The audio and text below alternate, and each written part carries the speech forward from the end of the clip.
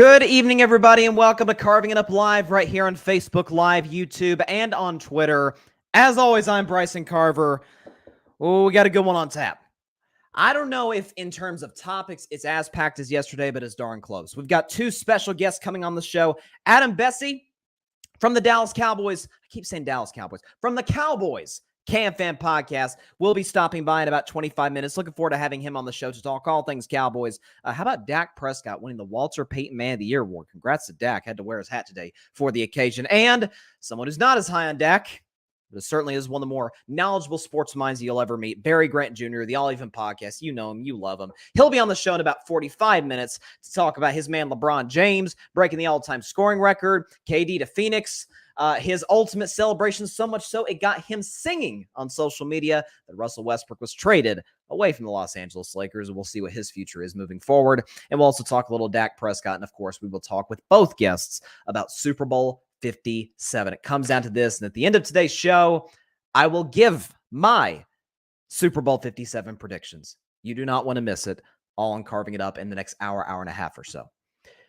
Let's start with the outlooks for the two teams. Again, I'm going to save my prediction for the end of the show, but what I think is so fascinating, and I alluded to this last week, that regardless of who got to the Super Bowl, once we got into the conference championship games, whether it was Cincinnati or Kansas City that came out of the AFC, or whether it was Philadelphia or San Francisco that came out of the NFC, we would get a matchup in the Super Bowl where one team has an all-world quarterback, a guy that, regardless of what's put around him, can carry you, get on my back, I'm going to take us to the promised land. And on the other hand, you have a team with a very good quarterback or a okay quarterback, a guy like Brock Purdy, Sturdy Purdy as I called him, with stacked rosters around them. In the case of Brock Purdy, he had Kyle Shanahan. Nick Sirianni certainly is no Kyle Shanahan, but he's no pushover as we've seen in his 2 years as the head man in Philadelphia. The two ways you can build a Super Bowl contender. Now, what does that mean? Well, what I think it means is that regardless of who wins this game, you are going to see the NFL, like any other sports league, is a copycat league. You are going to start to see the landscape of the league shift to the mindset of whoever won the Super Bowl. If the Kansas City Chiefs win the Super Bowl, the whole rest of the league's going to be saying, we like our guy, but he is not Patrick Mahomes. He's not even in the same ballpark. This guy's going to be winning Super Bowls for a long time. He may, I'm about to get my second segment, he may just put himself in the GOAT discussion sometime in the next 5 years. Who knows? Our guy isn't good enough to go toe-to-toe with him, regardless of what's put around him.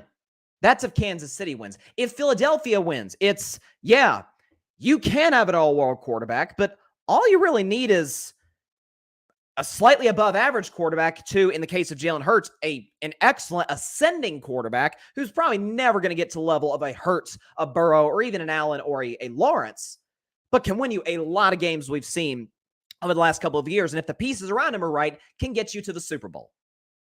Get the right quarterback, not an all-time talent like Patrick Mahomes, but get the right guy.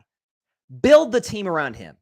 Get him all-star level receivers like an A.J. Brown, like a Devontae Smith, even Quez Watkins, as I've said all season, has been a really good deep threat for him. Get him a solid tight end, Pro Bowl level tight end like a Dallas Goedert. Put the best offensive line in football around him, led by Jason Kelce and Lane Johnson. Defensively, the best pass rush in the NFL. Hassan Reddick getting big free agent pickups under the radar. Going out and getting James Bradbury to pair with your already elite corner, Darius Slay, Gardner Johnson, Avonte Maddox.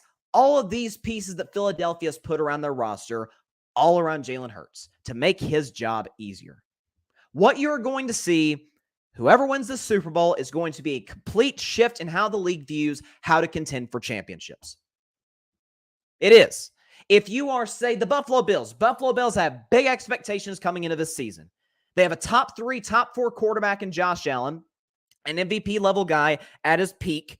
You've got good wide receivers, running game and offensive line could use some work without a question, but an excellent defense. You added Von Miller. If Kansas City wins, you're like, okay, we can still beat them. Heck, we probably should have beat them a year ago in the divisional round. Let's run it back. We've seen that Josh Allen is one of the very few quarterbacks in the league that can go toe-to-toe with Mahomes. despite the flaws on the Buffalo Bills, and there are many. Philadelphia wins the Super Bowl, albeit the opposite conference. You're thinking if you're the Buffalo Bills, okay, yeah, we probably need to put more talent around Josh Allen. If you think about a team in San Francisco with Brock Purdy, whoever, Brock Purdy's not going to be their starting quarterback next year because of the UCL injury. Whoever their guy is next year, is it Trey Lance? Is it? I've suggested they go after Derek Carr. I think he's a perfect fit for Kyle Shanahan's offense. We'll see. If you are a team like, say, I don't know, how about the Green Bay Packers with Aaron Rodgers? If he comes back next year, if it's Jordan Love, the mindset of the league is going to change depending on who wins this year's Super Bowl. Is it, our quarterback isn't good enough, let's try and upgrade? For the record, the Rams did that a year ago, and look how that turned out. Got a Super Bowl out of it. Do we draft one? Do we trade for one? Who knows? If Philadelphia wins, well, yeah, Kansas City has the greatest quarterback talent we've ever seen and probably the best coach in the league, certainly the best offensive coach in the league, and Andy Reid. But Philadelphia has an absolutely stacked roster at just about every position, and a good coaching staff for that matter, and good special teams. Just try and stack the deck around our quarterback. He's good enough. If Jalen Hurts is good enough, surely our guy is. Now, for some teams, that's not the case, but for others, absolutely. So it's going to be very, very fascinating to see what happens over the course of the next 48 to 72 hours in terms of who wins the game, how they win the game, and how the league responds a month from now in the offseason, starting with free agency, and 2.5 months from now, starting in starting in the draft. Very, very excited. This is one of the more tight Super Bowls. I have yet to see anybody in the media, and we know this is a polarized social media and everything. It could be a little bit polarizing at times. I have yet to see a non-Chiefs or Eagles fan say, oh, yeah, that's not even close. Like, take Kansas City. Stop it. It's not even close. Oh, Philadelphia, they're way better. I haven't seen that. Most people, I mean, all the people that have come on this show, none of which are Eagles or Chiefs fans, have said, this is close, it's down to the wire. We'll see what our next two guests on today's show have to say and what I have to say at the end of the show predicting the game. But that's kind of been the general feel around the NFL fans and the NFL media. So that's what's going to be exciting. I can't wait for kickoff. Not to mention, you've got the incredible halftime show from Rihanna. I think she's going to do a remarkable job. She's got a big act to follow from last year's halftime show, which to me, with all due respect to the late, great Prince, who to me had the greatest halftime show ever, last year's was iconic. But I think Rihanna's going to do an absolutely fantastic job. And the commercials look good too. But the game, it's going to be a good one. Again, I'll predict it at the end of today's show, but I'll just put it this way, fasten your seatbelts. Because like I said, you've got easily the best quarterback in the league with probably the best roster in the league. Certainly the best team from start to finish. As I was talking with Mike Guido on the show yesterday, Philadelphia beat Detroit, who, as we found out, Detroit ended up being a pretty good football team. Could have easily snuck into the playoffs and been a problem. But they beat Detroit 38-35 back in week 1. I promise you, if you watch that game, the score was not indicative of how much of a blowout it was. Thank you to Detroit for making my Detroit plus 3.5 pick look good. Appreciate Jared Goff and company. But from that point on to now, they've been the best team. They have. Every time they've had a test in their way, aside from Dallas, but Jalen Hurts didn't play that game. And they're playing, I mean, no shame in losing to Rain Dakota Prescott as many teams this season. Minnesota, Philadelphia, Giants, Tampa Bay, all those teams would eventually find out. I'll talk a little bit more Dak, who, by the way, congratulations to Dak Prescott, the 2022 Walter Payton Man of the Year winner. Could not be happier. I mean, seriously, in all seriousness, like football side, if you don't like Dak Prescott as a human being, you're the problem. It's as simple as that. You talk about his story, obviously 2 major tragedies in his life, losing his mother in college, losing his brother a couple of years ago to cancer and to suicide, respectively. When you talk about how he's turned those tragedies into a way to help people, when you talk about through his Faith Fight Finish Foundation, donating countless amounts of money to cancer research to honor his mom, and donating all the money he's donated and being vulnerable about his own mental health struggles after the passing of his brother, You just can't do anything but respect the guy. So congrats to Dak Prescott. Very well deserved. And for the rest of his career, he will wear that very special Walter Payton Man of the Year award patch on his jersey for the rest of his career. Very deserving. Joins an incredible group of men who have won that award.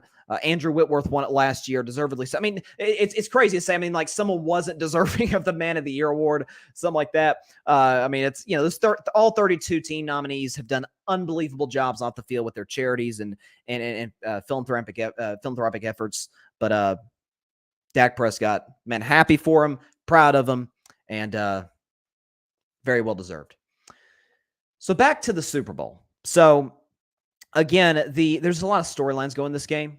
It doesn't seem like, unlike years past, I don't think there was any drama last year, but drama in terms of something that we're looking at and saying, oh, okay, well, watch out for this. This could get a little interesting.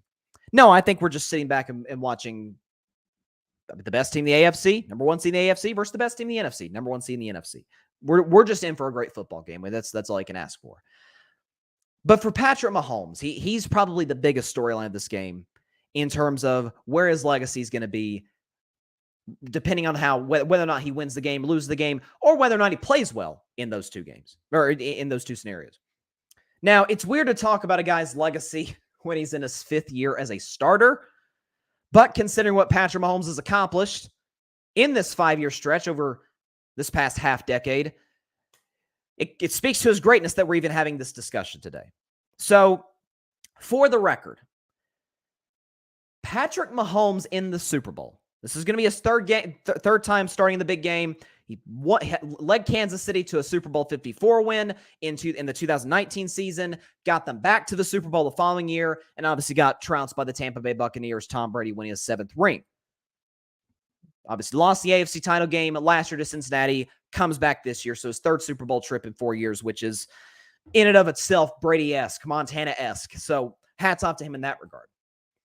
However, and you guys know I love Mahomes. I think he's the most talented quarterback I've ever seen in my life. He is, by a pretty comfortable margin with respect to number 2, Joe Burrow, in my eyes.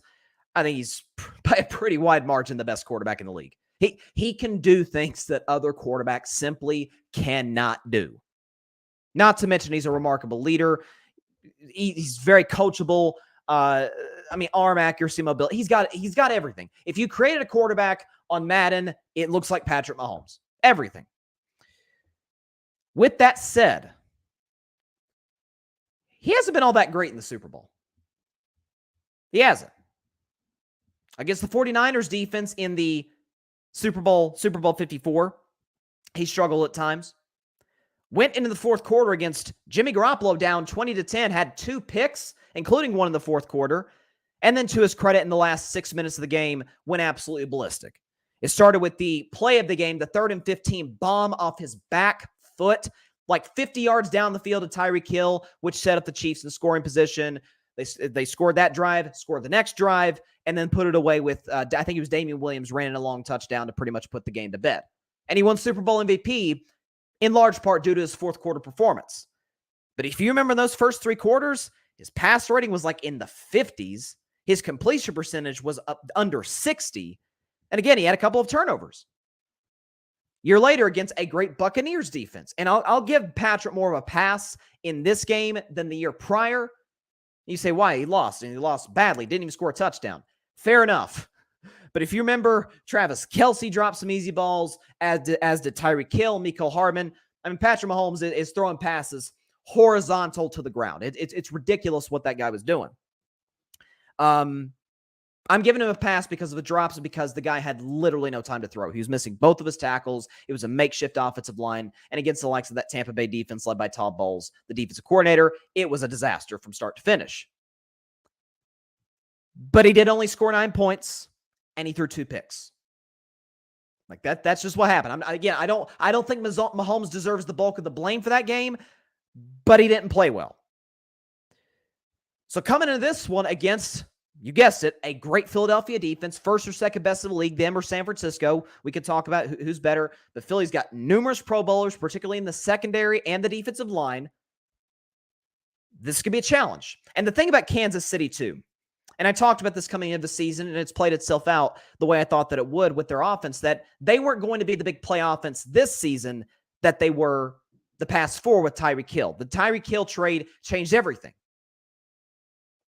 But you still got Travis Kelce, obviously. You've got Jerick McKinnon, who's good out of the backfield. It appears that Tony is going to play. Nobody's on the injury report for Kansas City, which is good news for them. His offensive line is among the best of the league. Creed Humphrey, my man Trey Smith out of Tennessee, both were steals in the draft last year out of Oklahoma and Tennessee, respectively. Offensive line's good, and obviously got Andy Reid as a head coach. Not to mention Marquez Valdes-Scantling, who the Packers, shipped off, played well in the AFC Championship game, although I credit a lot of that to Patrick Mahomes making plays. They've been more of a methodical offense. They haven't been the blink him and I, they're in front type of big play, like hitting Tyreek Hill, which changes everything in terms of how you game plan for the rest of the weapons around him, Juju Smith-Schuster and everybody. It's changed things.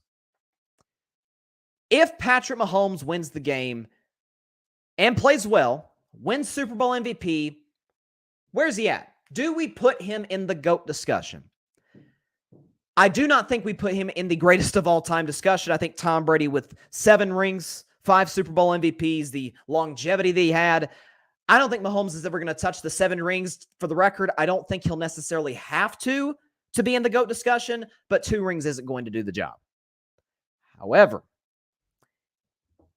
among the guys competing for second, to me, second place is Joe Montana. Third place is Peyton Manning in my eyes, followed by John Elway and Dan Marino. That's my top 5. Brady, Montana, Manning, Elway, Marino. Do we slot one of those other quarterbacks out in place of Mahomes? If he plays well and wins, he's got to have both. Yes, I think we do. You're talking about in a 5-year stretch, a guy who, as I keep saying the show, does not know the NFL playoffs without hosting the AFC Championship game. Every single season that Patrick Mahomes has started, he has hosted the AFC Championship game minimum. 3 Super Bowl appearances in 5 years. He just won. Congrats to Patrick Mahomes. Well-deserved. He won an MVP last night, which is his second. Obviously, his first year as a starter, 2018, he won the MVP that year with 50 touchdown passes. This year, he was start to finish the best quarterback in football. You consider the fact that he get a second ring, we assume that if Kansas City wins, Mahomes has to be great. He wins Super Bowl MVP. Well, he equals Peyton Manning in rings.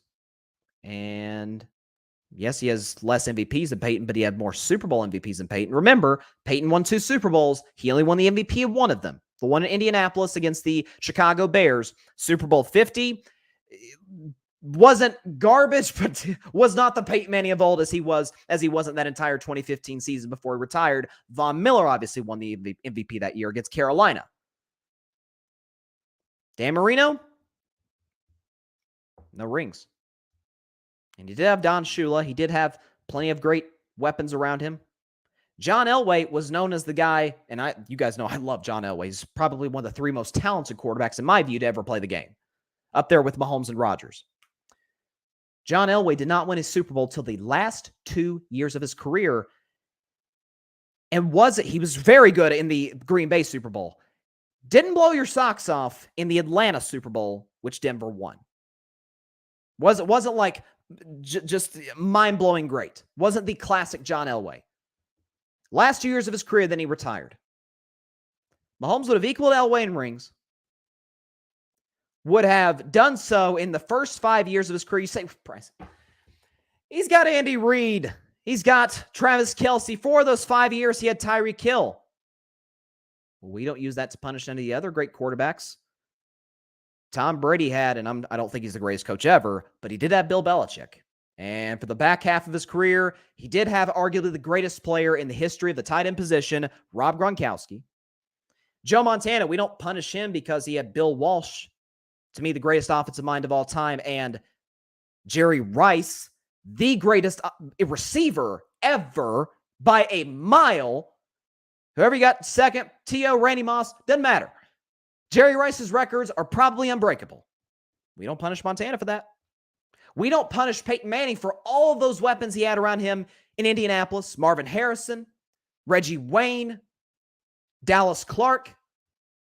In Denver, when he had, God rest his soul, Demaryius Thomas, Emmanuel Sanders, Julius Thomas.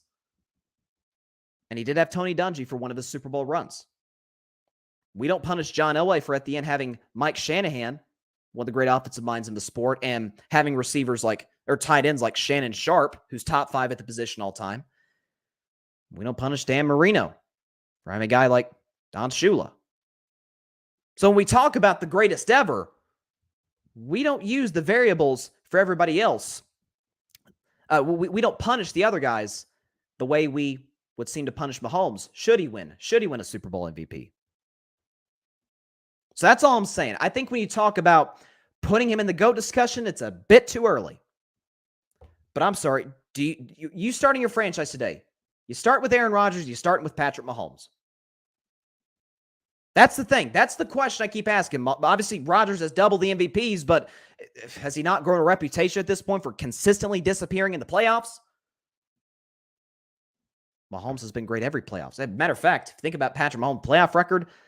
He's really had one, maybe two bad, truly awful playoff games where he was just terrible. He was bad in the second half against Cincinnati, and if we want to hold the loss against the Buccaneers completely on him, fine. But like I said, multiple drops by receivers in the game, and the offensive line was an absolute shambles. It was a makeshift offensive line without both of his tackles. Every other game has been outstanding, or at least very good. Why not? What he's accomplished the first 5 years of his career, I don't think it's crazy at all to say he is in that discussion. We've got a few comments here. Grady Edwards, what's up, Grady? He says, I really feel like people are overrating Philadelphia based on how they beat San Francisco.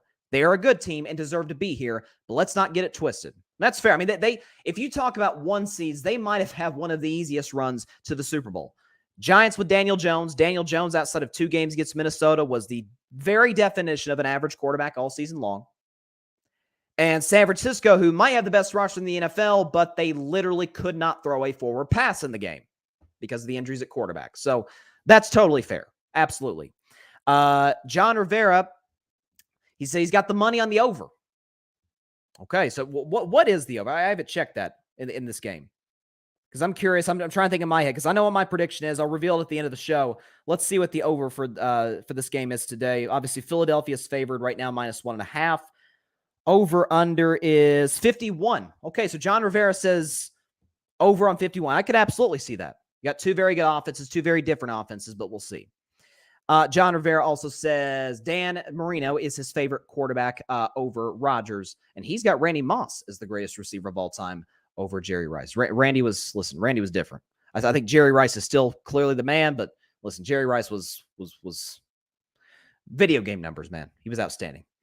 All right, I've been looking forward to having our next guest on for a while. So you guys know at the Grid, I always shout out the podcast that we've got. I'll even podcast Barry Grant Jr., who will be joining the show pretty soon today. You think about Rocket Fuel Jets podcast, Alfred Parsard Jr., think about Patrick Brown, Chaotic Sports Podcast, Ryan Flowers, Clutch Sports Talk. We've got a lot of content. The Cowboys CanFan Podcast is one of my favorites. And joining the show now is 1/3 of the Cowboys CanFan Podcast. And as you guessed, we're going to be talking a lot of Dallas Cowboys. Would you please welcome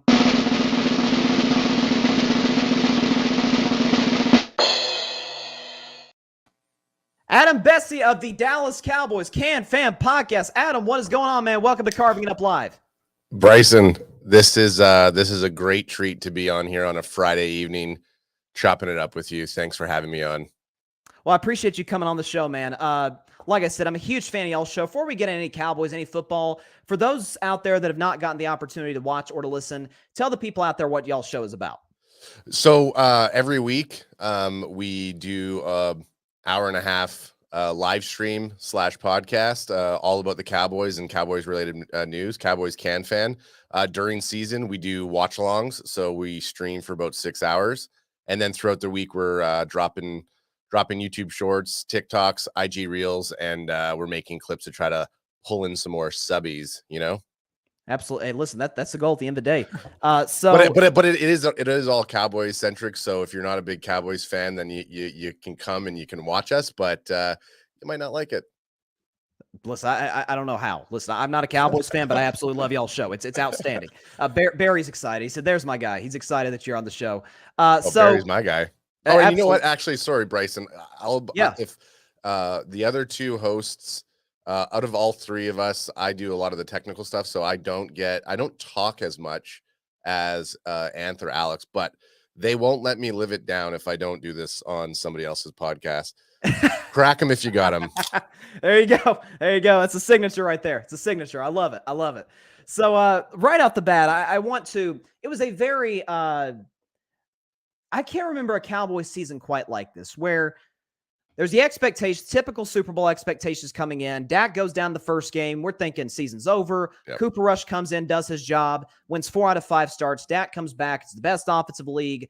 Defense is up and down. Great the first half, tails off a little bit the second half. You've got some great wins over the Eagles and the Vikings and Giants, and some disappointing losses against the likes of, say, Green Bay and Jacksonville. You win the playoff game in blowout fashion over the Bucs, and then the massive disappointment against the 49ers the following week. If there's any way you can sort of sum up the Cowboys 2022 season, how would you do so? Disappointing. I mean, we all week, every single week over week, we were defending Dak Prescott. You know, as Cowboy fans, us being from Canada, we pride ourselves on being a little bit more optimistic, and we want to root for the people on our team. And we, Anth specifically, we were battling other Cowboy fans about Dak Prescott all year long. Our boy Barry Grant Jr. being one of them. But so to kind of come out of Cooper Rush holding the ship and keeping the team, which everyone thought was going to go down after Dak went down, afloat, it was disappointing to see us get so far, but yet not get over that hurdle known as the divisional round. So, it's anything short of an NFC championship game. It's a disappointing season. I mean, we could look at a lot of positives from the season, but Dak had the highest interceptions that he's had all career long in the shortest amount of games. It was a gut-wrenching season for Cowboys fans. And you're leading me, absolutely, and you're leading me right into my second question, which was about Dak. This was a very odd season for him because the intercept. I mean, and people talk about, well, he's always thrown double-digit interceptions. I put up the graph. I think I have it right here. The graph about quarterbacks who have had double-digit pick seasons. It's staggering. I mean, most of the league has done it. So, but it was like you said, the volume, and it was the uncharacteristic mistakes. Just telegraph passes. It was odd to see. What's sort of your takeaway on Dak's season? Because there were some high highs. Like I said, I think Tampa was probably the highest of highs. I mean, if nothing else, he did retire Tom Brady. But then the very lowest of lows, the 2 bad picks against San Francisco and just not generating anything offensively. What was your view on Dak this year? So, I mean, shout out to Dak Prescott for winning Walter Payton Man of the Year. I mean, huge accolade there. I mean, Dak's a great guy. You watch his interviews. A great person. Great guy. My view on him, I mean, Barry Grant Jr. Has been on our show a few times where we want to bring on somebody who can have the other side opinion on Dak come at us, optimists. But he didn't look comfortable all season long. And I'm a big fan of aggressive playing. I don't mind if a high pick count is on a quarterback's rating. I know turnovers are what technically will lose you ball games, but I liked seeing some of that aggressive nature from Dak, but he was just too inconsistent.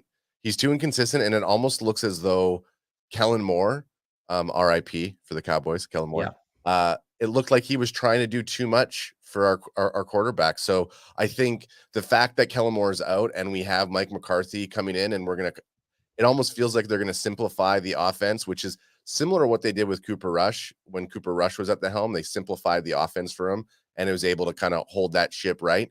But as soon as Dak gets in there, it's like the stigmatism that he's a $40 million quarterback.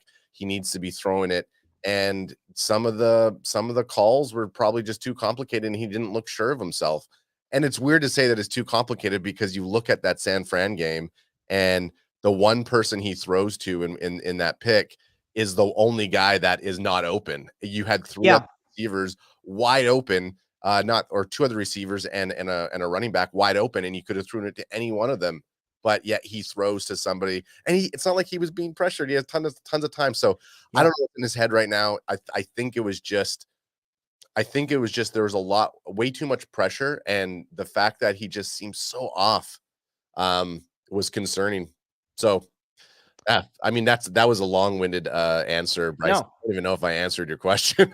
No, you pretty much summed up his season. I mean, especially I think the San Francisco game was obviously a huge disappointment. You score 31 against Tampa, and then you come up with only 12 and 1 touchdown against the Niners. And I think it was a combination of the two things. That one, which was not on Dak's side, and people know, I mean, crap, I'm wearing this freaking hat today. I'm a huge Dak Prescott fan, as people out there know. I think some of it is you have one elite receiver on your roster. And again, like I gave the stat for the Cowboys this year, they were dead last as a group in terms of yards of separation. Is that on the talent? Is that on the offensive coordinator? Is a combination of both. But then in terms of Dak, like you said, there was the sort of hesitancy. Again, the offensive line really came on at the end of the season, especially around the playoffs, despite some of the injuries. And like you said, he was missing reads. It felt like more than anything, it was a mind game with him. Well, you brought up a good point about the receivers and creating that separation. Because I mean, if you look at, and CeeDee Lamb is a fantastic wide receiver. Yes. Is he ready to take that number one receiver role? Yeah, arguably he should. But when we don't have any route running receivers on the team where Dak can use that as like a safety net, where I know where that guy is going to be every single time, he defaults to Dalton Schultz. And there were a lot of passes this year where our team became, Team USA for volleyballing, and they would just toss a pass would come right to their hands and they just volleyball it up. And their shot against the Titans.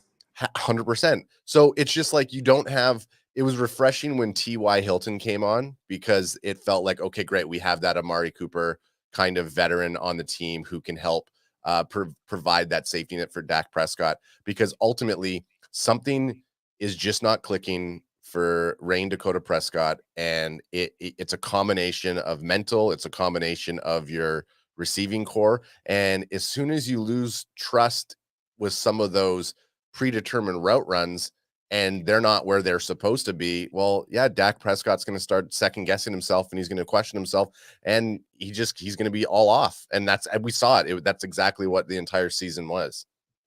Yeah, absolutely. And John Rivera has a suggestion. John says, just trade Dak to the Jets. I know you would love that, John.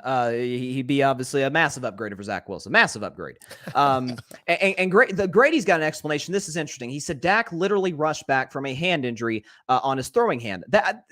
Listen, I'm not one to usually give the injury excuse, and the hand was never something I really brought up all season long. I have a hard time believing it was a huge issue for Dak. I mean, consider the fact that he seemed like he could have played in that. I remember that Week 6 game against Philly. Yep. He was warming up. Not to mention he played 2 games and had a bye before the Packers game. Yep. That the thumb could have been a problem. I'm not so certain it was, Adam. Well, Bryson, think about it. 3 seasons in a row, you have some form of injury, right? So he has the massive injury back in 2020. 2021, he has a slight injury. And when he came back, arguably after those first 6 games, he looked fantastic. After that coming back from that slight injury of last season, he again felt a little off. So then you get him in the first game of the season, and to go down with an injury, there's no way that doesn't mentally mess with you, and that could possibly be one of those compounding things. So I'm in agreement with you about let's not use the injury excuse. I think it is mentally affecting him, because it's been 3 years in a row. Yeah. And it's one of those situations where, maybe does he think that he's Mr. Glass? Does he think that every single year he's going to go down? Is he letting Cowboy Nation down? Is he not living up to his contract? Well, all of that stuff came true, because he did let us down. He didn't live up to his contract expectations, arguably, this year, because we didn't make it to an NFC championship. And I think that's the block. Like we defeated one stigmatism of Tom Brady this year, and we finally won against Tom Brady. Didn't win against Rodgers when we lost to the Green Bay Packers during that awful game. And then the other one is that we haven't made it to an NFC championship. It's that same thing that everybody points on to Cowboys fans. Cowboys are going to do Cowboys things. Cowboy fans are going to say that we're going to win the Super Bowl. It's like, I think mentally as an athlete, you're getting paid that amount of money. You want to win, you want to do well. We can't, it'd be silly for us to not think that that has an effect on these athletes. Sure. Yeah, and I totally agree with you. And, in terms of the offseason, this is going to be a very fascinating offseason for the Cowboys because I think their need at wide receivers is pretty obvious. I think there's guys in free agency they could possibly get. This is, again, I want to remember the fact that this is a wide receiver loaded draft. I know you guys have talked about my man Jalen Hyatt out of Tennessee. I think he'd be a perfect fit at either the number 2 or even the slot guy. I think would be a better fit for him than Mike McCarthy's offense. Are there any major holes in the Cowboys roster that sticks out to you in terms of what they could address in the draft or in free agency? Yeah, I mean, obviously, you mentioned it, the wide receiving core. Like, let's not just think that we have to draft these players. I know that's a thing for the Cowboys. They want to have born and bred Cowboys, but possibly with Kellen Moore going over to LA and Mike McCarthy taking a little bit more responsibility in the offense, possibly could this be the year that we sway Jerry Jones to really go out and find these non-drafted receivers? And I think we got to trade. We got to make those trades. We got to bring in, I know Trevon Diggs is trolling everybody by trying to get Stefan Diggs over, but I mean, what's to say that we can't get an elite receiver onto the team to help complement CeeDee Lamb? So I definitely think that something needs to happen in the wide receiver room. I'm not in favor of us relying solely on the draft, but I think we need to definitely get someone signed through free agency. The last 2 years, we've seen 2 teams make it to the Super Bowl because they were aggressive in the offseason, making free agency trades and shoring up their shortcomings. Eagles are in the bowl this year. Rams were in the bowl last year. So if we want to follow suit, we have to make those plays. We were like dormant during the free agency. We were dormant during the offseason. The only thing that we did was almost like a negative. We gave away Amari Cooper for a 5th round draft pick. Like, what the heck is that? Yeah. So I think getting the wide receiver room, get a fast wide receiver who's not a first year rookie from the draft, or somebody who's big body, who almost could play like a tight end. I'd love to see that type of veteranism coming to the wide receiver room. And then obviously we're needing some cornerback and safety help in my mind. Diggs is one of our CanFan favorite players. Every time he gets an INT, we shotgun, but Diggs isn't going to tackle. Diggs is going to be Diggs. We want him to be that INT. And when Anthony Brown went down this year, we saw that we struggled a lot. So that depth in the cornerback position has been tough. So cornerback and safeties is an area that, I think we definitely need to do some work in. And then, O-line or D-line, I'm always happy with adding to that, because again, you see some of those big guys go down, and we're lacking in depth there. Yeah, I think addressing depth is huge, and especially you hit on a point I was going to talk about in terms of the aggressiveness. The Rams last year and the Eagles this year getting to the Super Bowl. I think there's even more of a sense of urgency considering the fact that you look at the NFC today, Adam. Dak's probably the second best quarterback. Yep. Now with the retirement of Brady, if you want to say Rodgers is the guy, Jalen Hurts is the guy, he's in that discussion. And, in terms of not just the quarterback's depth being weak, but I'd say, the freaking Giants got to the playoffs. Some of these teams, Seattle snuck in. So I don't think they're that far off of winning the NFC. I think AFC would be a different story because of the quarterback depth there. So speaking of the Super Bowl, this has got to be the absolute worst case scenario for you guys. Oh man, it literally is. There's nothing worse in the world than Philadelphia Eagle fans. So the fact that the Eagles are in the Super Bowl it's been nonstop for the last 3 weeks. It's been the worst thing in the world. And it's like, okay, well, I guess we're cheering for the Kansas City Chiefs. We're not going to cheer for, I don't care if the Eagles are in our division. I'm not cheering for the Eagles. I can't imagine Cowboys, Giants, or Commanders fans cheering for Philadelphia. I can't imagine anybody cheering for Philadelphia unless you're from the city.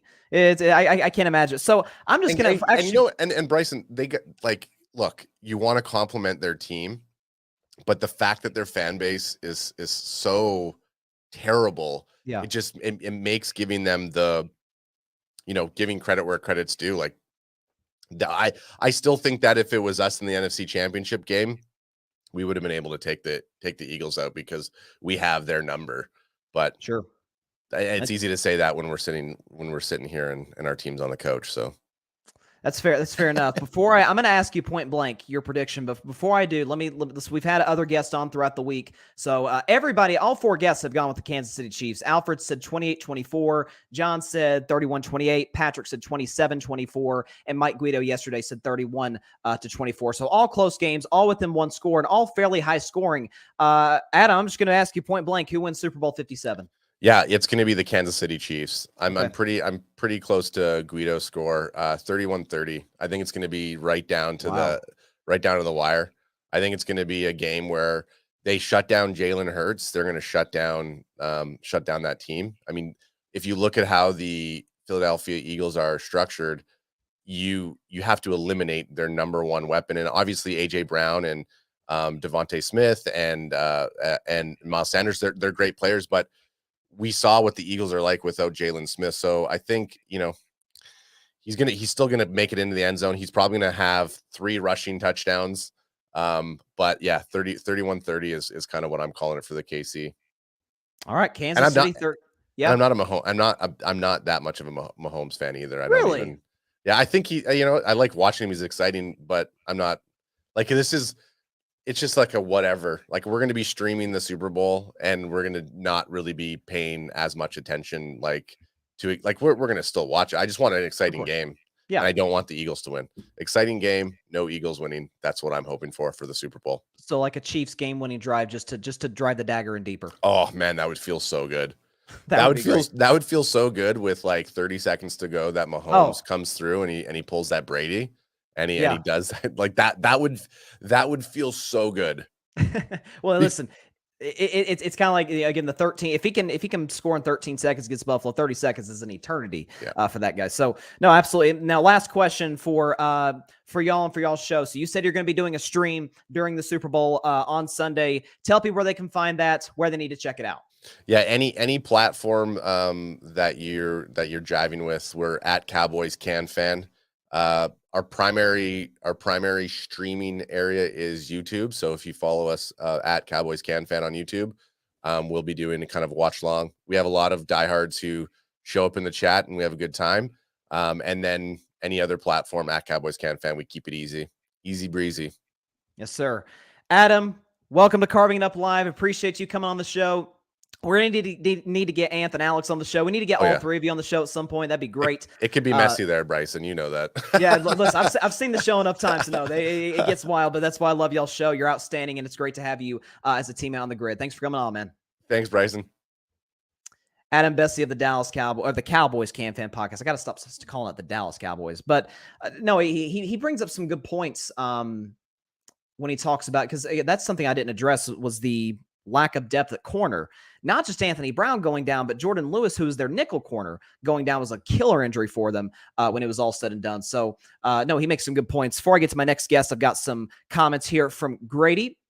He says, I work with an Eagles fan. I swear he's made me want to punch him in the face the last 2 weeks. Well, listen, your coworker is not special, Grady. They all want to make you punch them in the face. It is, and by the way, I'm not suggesting violence, by the way, obviously, but they're insufferable. I can't stand Eagles fans. I'm with Adam and I'm with you, Grady. He says, I'm a Patriots fan, so you know where my loyalty lies in the Super Bowl. Andy Reid coaching against his former team is a very underrated storyline, and I'll bet he'll be motivated. No question about it. And Andy Reid is the ultimate class. I mean, if you don't like Andy Reid, you got major problems. It's a you problem, as I say. So, like I said, not just the Andy Reid storyline, but the Kelsey storyline, right? I mean, who does Mama Kelsey pull for? Both of her sons have rings. She's obviously got the jersey where I think I'm pretty sure it's Travis in the front, Jason on the back, or maybe I'm getting it mixed up. But again, there's so many great storylines in this game. Cowboys CanFan Podcast, thanks for having us on the show. Thank you for coming on the show, Adam. And like I said, we're going to need to get the whole gang in here because that'll be an absolute blast. And please check out the Cowboys CanFan Podcast on the grid. Our next guest, like our guest from yesterday's show, co-founded the Grid Network. You know him, you love him. He's been on the show quite a few times. It is the host of the All Even Podcast. Would you please welcome back to Carving Up Live,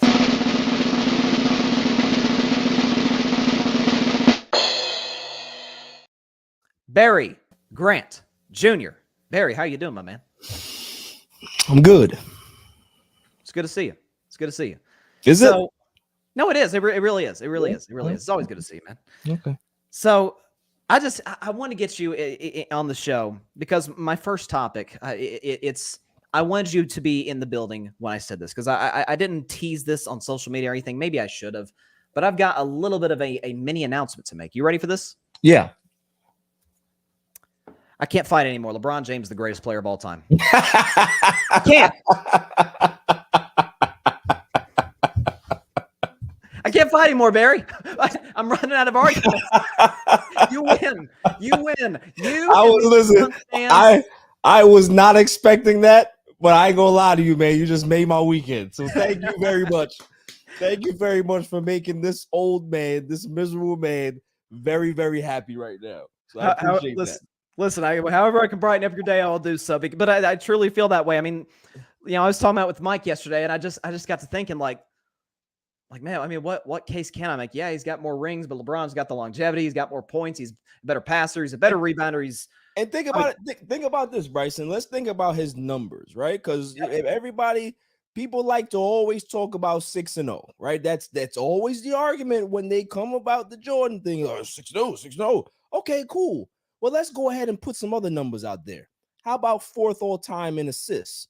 How about 9th all time in 3-pointers made? How about he's going to finish his career in top 10 in rebounds? So all of those things matter too. So I'm just saying, if you want to go ahead and put numbers out there, there's a lot of numbers out there. Braun is literally the first to every scoring milestone in NBA history. He was the first, the quickest to 10,000, the quickest to 20,000, the quickest to 30,000, and he's going to be the only 40K scorer in NBA history. So I don't know what else to say. I like I said, I give up. I couldn't do it anymore. The Cowboys CanFan has an explanation. They said you did that to make Barry ease up on all of our Dak talk. I know it's the God's truth. It's how I feel. Listen, I couldn't. I'll get into that more. Maybe like get out of here. All right, you get out of here. I don't want to talk about that right now. We're talking about Braun. Okay. We'll get to Dak later on, but I do want to talk about LeBron James. It was obviously you're a Lakers fan and a LeBron fan, so Tuesday night had to be absolutely heaven for you. Yeah. Well, except the loss. Except the loss. The loss sucked, obviously, but just one of the great moments in the history of the NBA to do so, obviously, with Kareem in attendance, the commissioner, with, like I said, the A-list of A-list celebrities, Denzel and Jay-Z.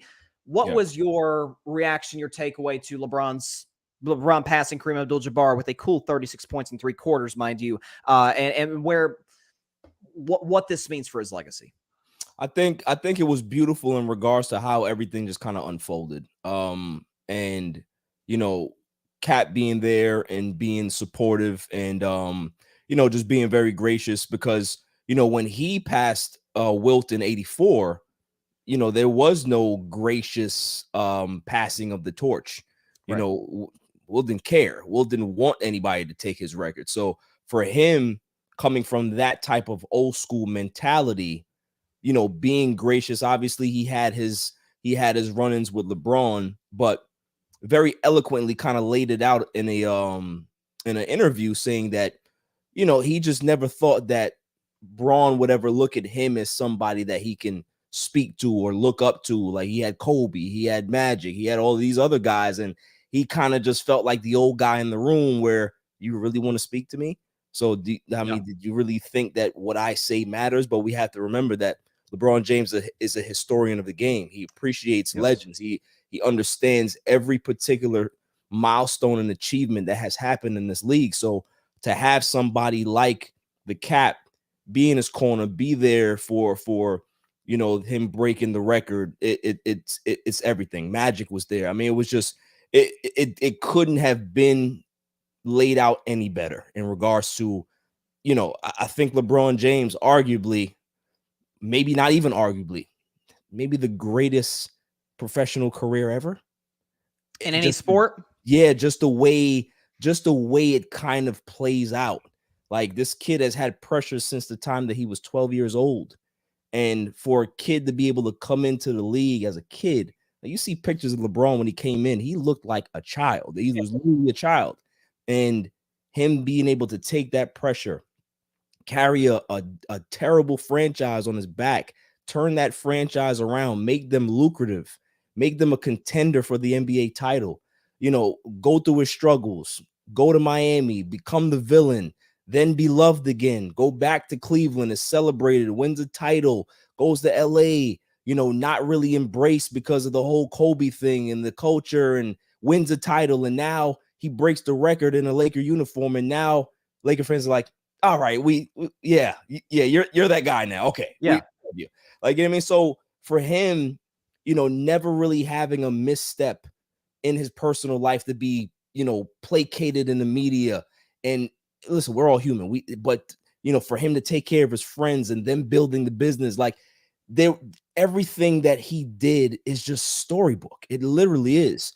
So, and the fact that he's continuing to play at a high level at 38 years old, you have to understand, Bryson, me and LeBron James are the same age.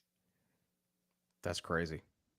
We old man. Same level in regards to physical. Let's not talk about the money wise. We just talk about the physical. This guy is at another level that I don't think that any basketball player might ever reach again because of, the wear and tear on your body. He's literally played like 5 extra seasons because of the postseason alone. Yeah. So just think about how many years that is. He's going on 27 years or whatever it is in his career. Like that in itself, USA basketball, but this guy has done a lot of things. So it's the greatest career and it's the greatest hallowed record in sports. There's only one that I think is higher than that, and that's 42-56. 42.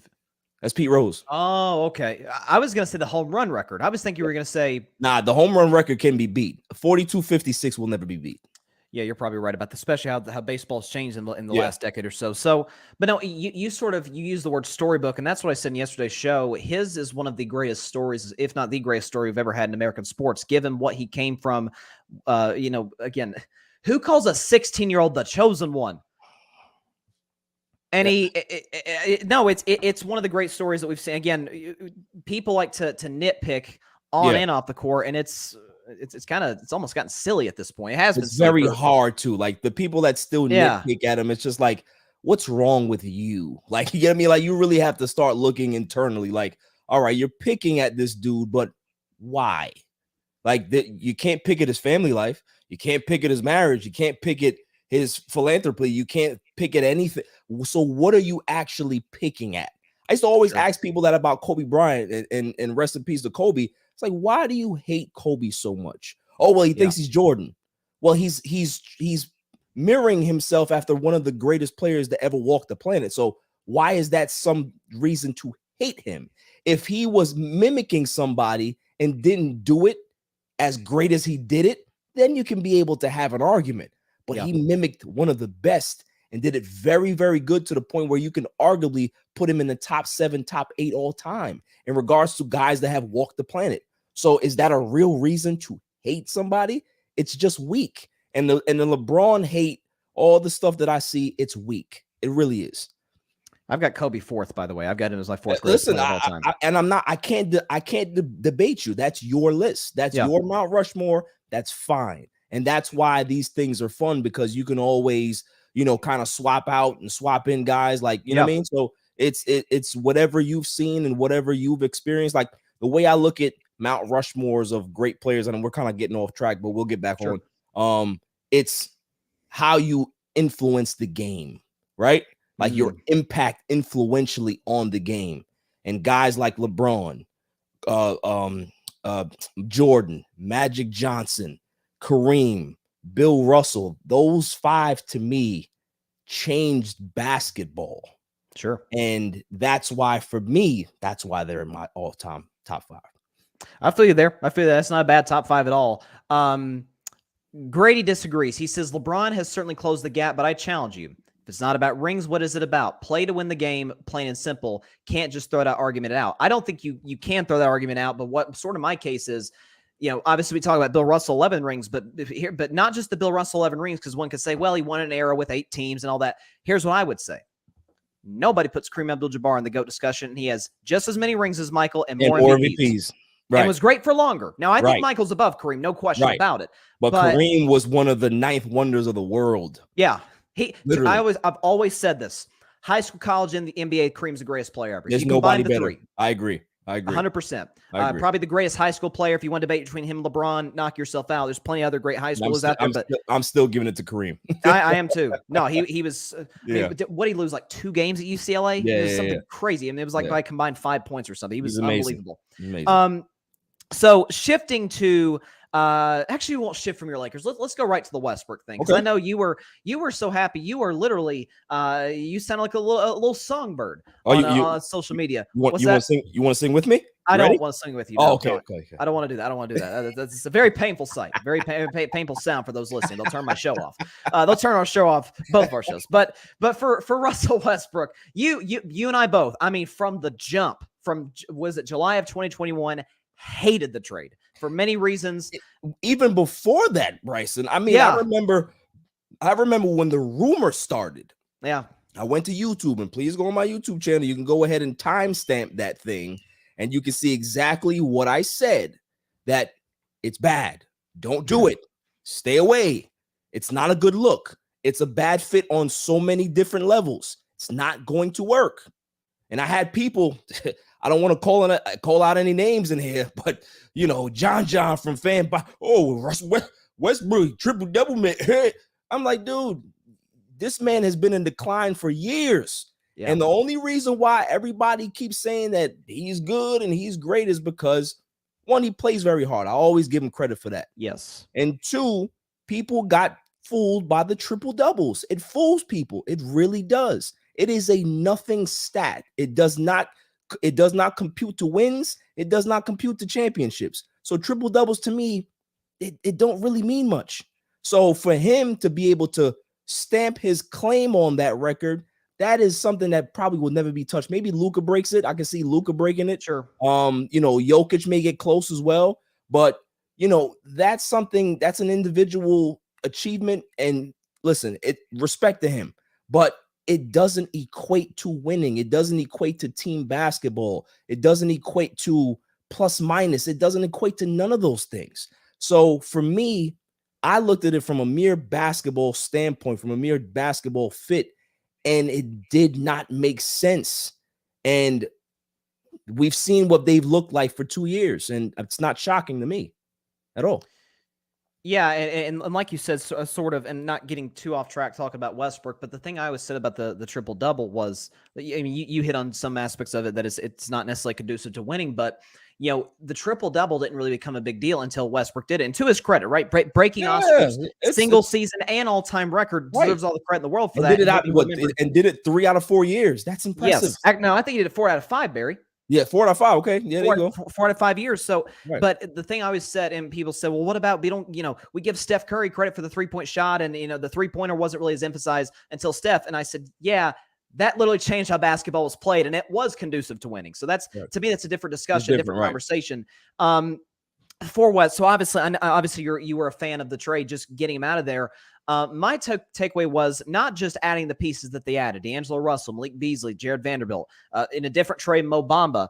The thing for me was, you heard the report too about the toxicity in the locker room. Someone said it was like removing a vampire, I think it was. Now that is, I don't overblown. Like I don't like that. See, there's a lot of times where there's things that get told to the media, right? You go speak to a source, and the source will tell you this is what happening, blah blah blah, and then there'll be an off the record comment where they're just talking shop, right? Yeah, that's something that you should never put out in the media or in the public sphere, because that is painting an image that I'm not a Westbrook fan, but at the end of the day, he has kids, and that's something that you don't want to have them have to explain and fight over in school and stuff like that. That is a disrespectful comment. That's something that maybe they said, like I said, in regards to just being a, off the record type of conversation, drink conversation. that's not something that you should actually report, because we all understand that he wasn't a good fit for a myriad of reasons. And he could be a guy that sucks the energy out of a team, but we don't need to hear that particular phrasing or characteristic of what you want to call him. That was low. I didn't like that. And the thing I've always said about Westbrook, I've always said this. I think he's an A+ guy. Yeah. I know that there was a story back from the bubble when the Rockets got eliminated that he left some kind of crazy tip for the person cleaning his hotel room. Like he's a good dude. Nobody will ever say he's a bad person off the court. It's just, on the court, it's a completely different situation. So yeah, his game, even when he was his prime, his game drove me crazy. So right. As far as the Lakers are concerned, obviously I think it's a addition by subtraction type of situation. But you as a Lakers fan, how did you view the trade, as well as the other guys that you were able to bring into the building? I think that Rob Pelinka, he's been getting killed all season. He's been getting including by you, for the record, right, including by me. I've killed him. I've killed Darvin Ham. I'm still killing Darvin Ham because I don't like what I'm seeing. But for what Rob gave up for Westbrook 2 years ago, I think he finally made a trade that looked like he won the trade. This was such a good deadline that I gave the Lakers an A. I think they had an A deadline because what they did was they got rotational young athletic pieces for two guys that you weren't going to keep. Let's think about that. Yeah. Patrick Beverley, you got rid of him and got Mo Bamba for him. You get rid of Westbrook and you get 3 rotational young pieces that you can be able to build on for the future. And even if they don't make the playoffs this year, this team is looking very good for next season. Sure. And if things don't work out, or if there's a deal that comes into play in the offseason, you now have tradable assets that you can be able to attach to a draft pick and be able to go get somebody else. So they have given themselves flexibility that they did not have for the last 2 seasons when they had Caruso and they had Kuzma and they had KCP and Montrezl Harrell and all of these other guys. They now have that flexibility back. And this is why I think the Lakers are in one of the best spots that they've been in since the bubble championship, honestly. Yeah, I would agree with that. And what they added too, and I gave the stat to Mike Guido, and I think I may have retweeted it, that prior to the deadline, they had 3 players shooting over 35% from 3. Now they have 6. Exactly. And so, and we know LeBron loves having shooters around him. And something else too, the Lakers were a very guard-heavy team. You've been as critical as anybody, Darvin Ham, about these 3 guard lineups with Schroeder and Pat Bev and Russ. I don't get it. Yeah, it makes no sense whatsoever. We were talking about that the other day. But you add not just shooting, but you add athletic wings. Don't forget the Rui Hachimura trade a week ago or so. So, and again, you're adding him, Vanderbilt, for nothing. For absolutely gave him like Kendrick Nunn or something. So nothing. Again, they only had to give up one of those 2 picks that for a while it seemed like they were just so attached to. And here's the thing. I don't even know if you know about this, Bryson. That pick, if the Lakers end up, getting the top 4, say they have one of the top 4 picks, and that pick gets conveyed to the Jazz, it turns into a second. Wow. Okay. So that's a game changer. It's a win-win.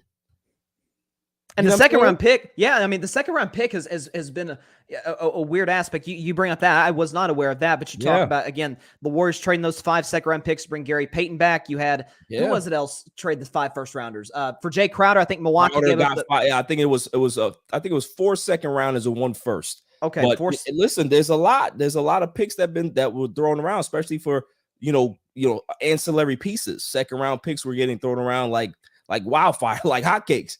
So it was but I think, like I said, Rob Pelinka, he really, really did a good job. And the one thing that I liked is that there was no leakage, there was no rumors or this has happened. It just happened. So kudos to Rob, man. I think they did a great job. Like I said, restocking the shelf, getting young assets. I think D'Angelo Russell, he's going to get maybe a 2 or 3 year extension, which lines up, with LeBron and AD and stuff like that. So, for the next 2 years, 2.5 years, I think the Lakers put themselves back in a very decent spot.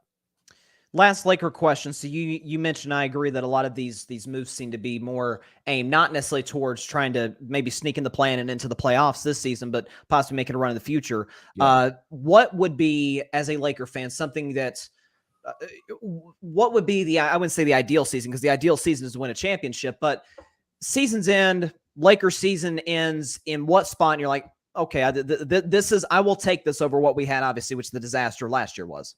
I think for me, if they make a strong finish in these next 27, 26 games, I think for me, that would show a lot. If they finish strong, if they make a real strong, legitimate push, that's what I'm looking for. I'm looking for energy. I'm looking for fight. I'm looking for toughness. That's what I'm looking for out of this team. And I think with this particular roster, just watching D'Angelo Russell's press conference today, the maturity that he's had, he just looks like a different guy. Yeah. Jared Vanderbilt, that kid is just nothing but a ball of energy. Beasley, that kid can shoot it. You know what I'm saying? So and the other throw-in guy. You got Davon Reed. That's the guy that can play too. So we can't really forget about that. So I just want to see effort. And I said on my Twitter that I'm tired of seeing Anthony Davis pout and complain.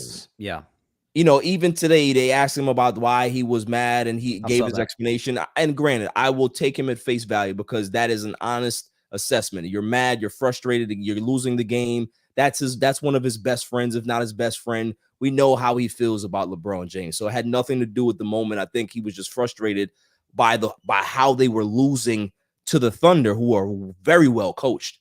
But for him, my message to Anthony Davis is, if you're tired of losing these games, do something about it. Sure. Don't be the guy to start pointing fingers and say, well, we're just not playing good. What are you doing? Because if you're going out there and giving 23 points and 12 rebounds on 8 of 19 shooting, that's not good enough to win games. You need to be the guy that LeBron wants you to be, that LA wants you to be. I remember, real quick story, and we can move on. Pau Gasol was so criticized when he got here because he was an international player, he's a European player, he's soft. We got beat by Boston, and they outmuscled us, and they punked us around in that finals. And it was a long summer for him. He came back, he never wavered, he was always tough, he was always available. Kobe respected that guy, and they won 2 championships back to back, and the rest is history. He's going to get his jersey retired as a Laker. Yep. That's not something to sneeze at. That's a guy that did something about it. What is Anthony Davis going to do? The team needs you. The team is struggling. Stop pouting. Stop looking like you're crying on the sidelines all the time. Stop looking like you're crying in press conferences and post-game stuff, and start to do something about it. You have a 38-year-old superstar holding the team when you should be the guy holding the team. So that's what he needs to start doing. And that's what I want to see. We talked about the toxicity around Westbrook. There almost seems to be that same type of energy around Anthony Davis. Yeah. Not just with the off-course stuff, but obviously the injury. I know you posted, I retweeted what Reggie Miller said during the game last night. Was he lying? No, he goes down. It's 3 weeks. Yeah, that's it. We get a few comments here. Patrick Brown, totally agree with this comment. Long live the grid, 100%. And Grady says, I really love to see last year things seeing Vogel try to play Rondo and Westbrook. Oh my goodness, that was even worse. Brutal. Yeah, I still think Vogel is a better coach than Darvin Ham, though. It's not. It's not much, but you don't even have to say it, Bryson. Don't even. Okay, I'll keep quiet on that. Enough Lakers talk. Yeah. Too much of that today. Yeah, let's move on, 13th seed in the West. Any chance you saw that Phoenix Suns trade? I heard about it. Yeah. They got Kevin Durant. What do you think about it? Is that who they got? That's what they got. Okay. All right. 4 first-rounders, 2 starters. What do you think about it? I think this trade was in the works for a while. But that's what I'm hearing. I think that him and his management team, Joe Tsai and Sean Marks, they were literally they kind of quieted things in the summertime and got back into the season. But I think that this has been in the works the entire year. And I think that once they got rid of Kyrie and really was done with that, they really just said to themselves, we just want to get out of this superstar business, and we just want to kind of, get this done, ship them out. We could do it in the offseason, but why wait? Let's just get it done now. So I think both teams won. Honestly, I think the Nets did very well. I hear a lot of people saying that they didn't get a star, but at the end of the day, they got a guy that almost won Defensive Player of the Year last year. So, that in itself is good. You have a budding I'm not going to say superstar, but you got a budding scoring machine in Cam Thomas. So all they have to do is just build, and they don't have to be the biggest team in New York. That's always going to be the Knicks. Just kind of create your own niche market in New York. Build just like how you built with those kids with D'Angelo Russell, and those teams were so fun to watch. So, just get back to that. And I think for Phoenix, Phoenix has a great shot if they can stay healthy. That's what it. Listen, every time we talk about Chris Paul and Kevin Durant and Booker, it's all ifs. It's all ifs. Ifs. If it's not. It's about if they can stay healthy, if they can be able to, get some chemistry going in these next 26, 27 games going into the playoffs. So we'll see. We'll see what happens. I'm not one of those people that likes to give people championships on paper. I need to see it. I need to see how it works. I need to see how all the pieces fit, because they have no bench, Bryson, at all. They have no depth. They don't have any point guard backup player. I know they have they got campaign, but they don't, they've lost a lot. So I want to see what happens to them on the buyout market. I think Reggie Jackson might be somebody they're looking at. So, we'll see. I think also Will Barton is available as well. Okay. So they might pick him up. The Clippers made a lot of moves as well. So if Phoenix can be able to plug those holes, then we'll see. We'll see how it all works out. But I need to see how it works. I need to see how it fits. Maybe this is an appropriate question to ask because of what you just said. Do you possibly see them as the favorites in the West? I still think Denver's better. Okay, I like Denver a lot myself. I still think Denver's better. Like I said, I'm not going to put anybody over a team that's been working and busting their butt all season and beating a lot of good teams, and Jokic may end up being a 3-time MVP for the first time since Larry Bird. So, those things matter. They're still a very good team. So let's not appoint somebody else, the toast of the West, until we see if they can be able to compete with the likes of Denver and Memphis and all. Let's just see how they look together, healthy, and go from there. That's how I evaluate things. I don't like to jump the gun. Yeah, I mean, you look at the West, it's all of a sudden, I think it feels like it's a 2-team race to the East. Maybe Philadelphia makes a run, but I have major questions about Harden in the playoffs. Embiid cannot stay healthy at that time of year. And it's just incredible that the Western Conference is loading up just to stop one man in the Bay Area. But that's how it goes. When it's the best, we got the best play in the world. It's like with the Eastern Conference for years. You guys are the defending champs. What you want people to do? They gotta retool, right? So that's it. That's the way. And we got Gary Payton back, which that's a great move. That was a great move. And only had to flip James Wiseman basically to get him. I'm calling some fishy business in the NBA offices. I'm calling some fishy business. I don't see how a guy can get traded, not even get traded, leaving free agency, sign with another team, and then miraculously comes back.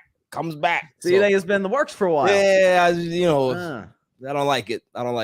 I don't know. Him and Poole swapped jerseys after that one game. Yeah, right. Swap jerseys. Right. Yeah, okay. Yeah. Little conspiracy theorist. Yeah. Let's see. We got some comments here from Grady. He's got a good question. He said, "How about Carmelo Anthony? See him signing anywhere?" I like Melo. I like Melo too, but I think it's over for Melo. I think even if he wants to go ahead and go to Phoenix, I think they can use him. He's a guy that can be able to play a stretch 4 position. He can shoot. He can still shoot it. But defensively is their problem. If you go ahead and add a guy like Carmelo Anthony, he can't guard anybody. Yeah. So that's something that you don't want to have, especially with the teams that are guard heavy and a lot of wing depth in the West. You really need guys that can be able to defend on the wings. So maybe if they need some guys to be able to fill out the roster, but you really have to be worried about them defensively, honestly. I'd like to see my Warriors pick up Kevin Love. I think he'd fit well. Yeah. There's a chance he could be in the buyout market as well. Yeah, I'm hearing some rumblings too. Absolutely. He's been taken out of the rotation, so right. We'll see what happens with that in Cleveland. Yeah. Not many people have gotten to win a championship with LeBron and Steph. I think Quinn Cook and JaVale McGee. Right. So Kevin Love signs, and that's pretty much set in stone. Absolutely. So moving to the NFL, this is where we're going to disagree. So before we even talk about Dak, can you say a few nice words for me? Did win the Man of the Year last night? Are we talking about Dak now? Or we're talking about before we get forget football. We're getting to football. Forget that for a minute. I just want to hear what you have to say. Some nice words about let's see. We got the bobblehead Dak right here. Here we go. No, listen. You know what I've always said. Don't mess with me, studio back. I'll try to elbow it there. But I've always said this about Dak, bro. Like I don't hate the man. I think he's a wonderful person. I think what he does off the field is phenomenal. I think his story is inspirational. All the things that he's had to overcome, the death of his mother, the death of his brothers, like those things mold you and shape how you are going forward, like the mental struggles that he's had to deal with and overcome. So kudos to Dak. I respect the man, and him getting the Man of the Year, it doesn't shock me at all. I think it's well deserved. I think if he's one of those guys that if you look at a certain type of player that you want, regards to always there answering questions, being honest, being transparent, Dak Prescott gives you all of those things. So, kudos to the man. Like, he had a pretty subpar year, but at the end of the day, subpar year on the football field, tremendous year off the field. So, kudos to Dak Prescott. My sentiments exactly, without a question. So, as far as on the field now, that's certainly a different discussion and conversation between this. We've been fighting about this since I've known you. Yeah. The one thing you can never say about me, Bryson, is that I'm not consistent. Or I'm consistent. Listen, I've never accused you of being wishy-washy at all. So. Here is my assessment of Dak this season. The highs were really high and the lows were unbelievably low. If you look at the two lows, the second game against Washington to me was the worst game of his career. If you want to include circumstances, you could say the Niners was the worst game of his career. Right. He was far worse in that one against the Niners than he was a year ago. He at least was okay in some stretches. My takeaway on Dak was this. The interception problem was obviously the kind of perfectly encapsulated his season, but the interception problem, what we've talked about, the footwork being off. Adam was on the show talking about him being very kind of gun shy in the pocket. These were all problems that, for the most part, weren't. We never talked about Dak being a turnover machine the first 6 years of his career. We didn't. 27 with the fumbles. What's that? With fumbles, he was a little fumble-rooski. That's fair. Not That's interception-wise. Interception-wise, right. No. But yeah. So go ahead. Yeah, but it's something. And again, too, I talked about just the up and down for the most. I mean, something else too. Handling the pressure was something that I always talked about Dak last year. I constantly brought up the stat. Joe Burrow threw 9 touchdown passes against the blitz last year. Dak threw 21, which led the league. Like that, all of these problems weren't issues the first 6 years. Right. They were this year. Right. Some of that, I think Adam was talking about. Is it the contract getting in his head? Is it the pressure of being a Cowboys quarterback? Finally, probably having the best defense of his career. Right. Having to work with less absent CeeDee Lamb in the wide receiver department when Kellen Moore is your OC. Right. My point is the problems we saw with Dak this year were not issues the first 6 years of his career. That is why I think it'd be asinine to move on from him. Even if they can't really do that, but even if they wanted to, I think it'd be absolutely insane to do so. What say you? Yeah, I think for right now, I think they're committed to him for at least the next 2 years. They have to be. After the 2 seasons, then you can be able to see what's going on. If you're drafting a quarterback, if you want to move in another direction, or if you decide to extend them just to be able to get a little bit more cap flexibility, I don't know what they're going to decide to do. What I do know is that I think going forward, they're really going to have a conversation about what the structure of his contract is going to look like if they're going to extend him. And also, too, we spoke about this several times that Jerry Jones, it's not that he doesn't pay his guys. He does. He's very loyal to his guys that he drafts. The problem that Jerry Jones falls into is that he pays the wrong guys at the wrong time. There's certain positions that you need to pay to be competitive and keep flexibility. Jerry doesn't do that. You know, when you see the teams that win Super Bowls, they spend money in certain areas and keep flexibility in other areas. You don't spend or overspend for your running backs. You don't overspend in regards to your linebacker core. You don't overspend on your entire front offensive line. There's certain pieces that you have to do that with, and then you plug and play, obviously. But so you have to make sure that you're spending wisely, because if you don't, you're going to end up in cap problems, and that's where Dallas is right now. So we're going to see what happens with them. But for Dak personally, he really has to go back, Bryson, and look at tape, because I said on, CanFan show, I think I've had conversation with you, or maybe I said that I was going to have a conversation. I think I discussed it on my show, that if you're in a 5-step drop, yes, there's no way that you can be in there with 4 or 5 hitches. The play's dead. Right. It's dead. So for him as a 7-year quarterback to not understand that right now, that's what concerns me. If it continues to happen, that's who he is. He can be able to fix those things and work on those things. But if you're in a 5-step drop and you're in there for too long, there's a decision that needs to be made, whether it has to get dirted, whether it has to get thrown out of bounds, whether you have to tuck it and run, or, do whatever, or take the sack. But you can't just sit there anymore. And that's what we saw in that San Francisco game. And that, to me, was the most troubling thing that I saw in the entire game. The missed passes, whatever. But it's the fact that you're in these drops and you're in there and you're just looking around like, dude, you got to make something happen. You can't just sit there. You can't.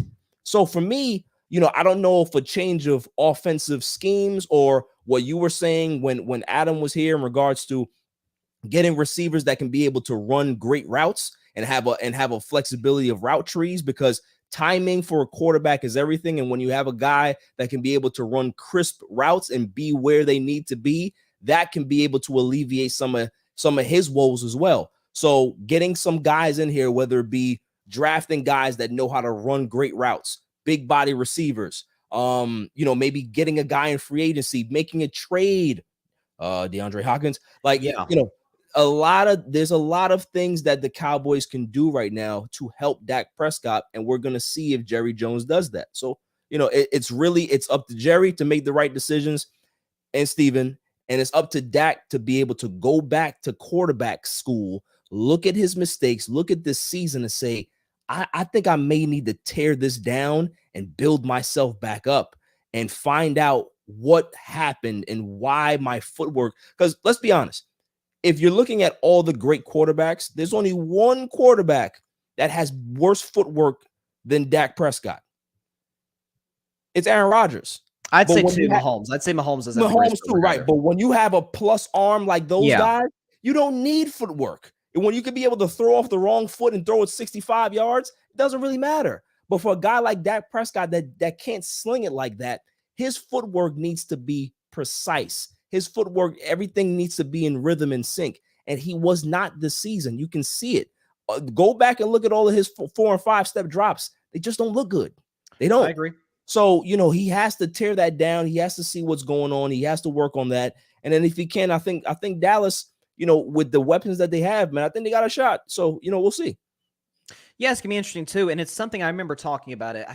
I hope I'm not misquoting who the reporter was. I'm pretty sure it was Todd Archer about a month before the season. And somebody was asking him among the Cowboys media, hey, why did they, they trade Amari Cooper and they really don't upgrade at that position? Right. And his words were, and I'm paraphrasing, the Cowboys front office is seeing, with all the money we've paid Dak, let's see if he can carry us. And my takeaway was he can't. He's not on the level of Mahomes or Burrow. He's not the guy who, to me, those are the only 2 guys in the league that can carry you to wherever you need to be. Like, depending on what, whatever's around them. And you saw that you mentioned the timing, which I think is a good point. The timing with CeeDee Lamb the first half of the season was horrible between both of them. Very bad. Second half of the season, it was great. Those plays against Philadelphia, especially the second half. T.Y. Hilton, he seemed to hit it off with. I'd love if they brought, T.Y. Hilton back for his sake. Right. I think that's a big reason why him and Amari Cooper click so well, because Amari is a route technician. Exactly. It's all about timing, and that's why Dak didn't work with Dez. Dez is more of a physical over the presence. Yep.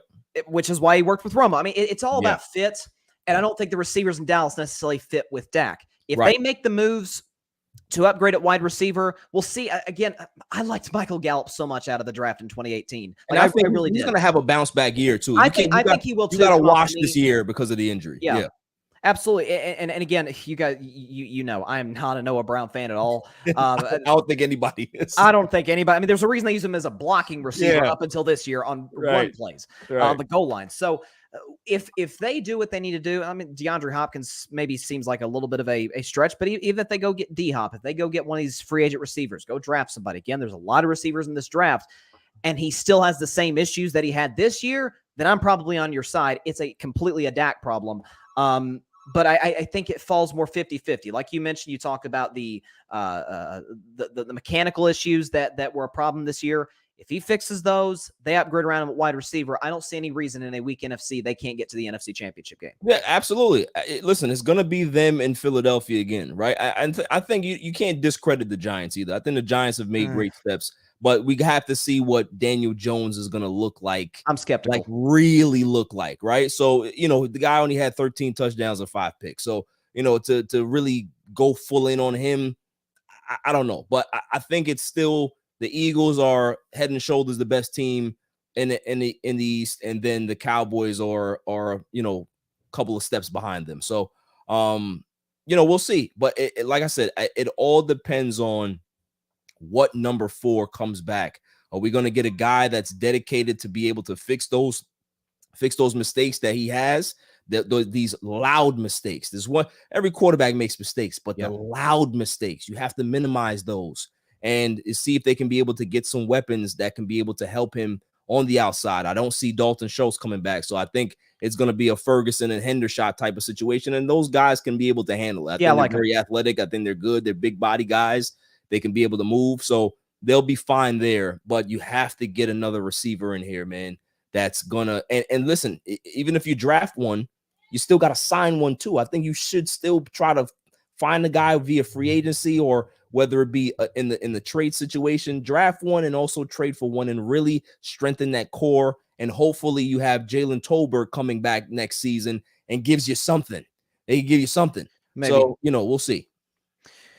We don't disagree that much. We found some common ground there. That was good. I mean, listen, I do my Dak bashing a lot, but what I say, I'm not coming from a place of just like hate.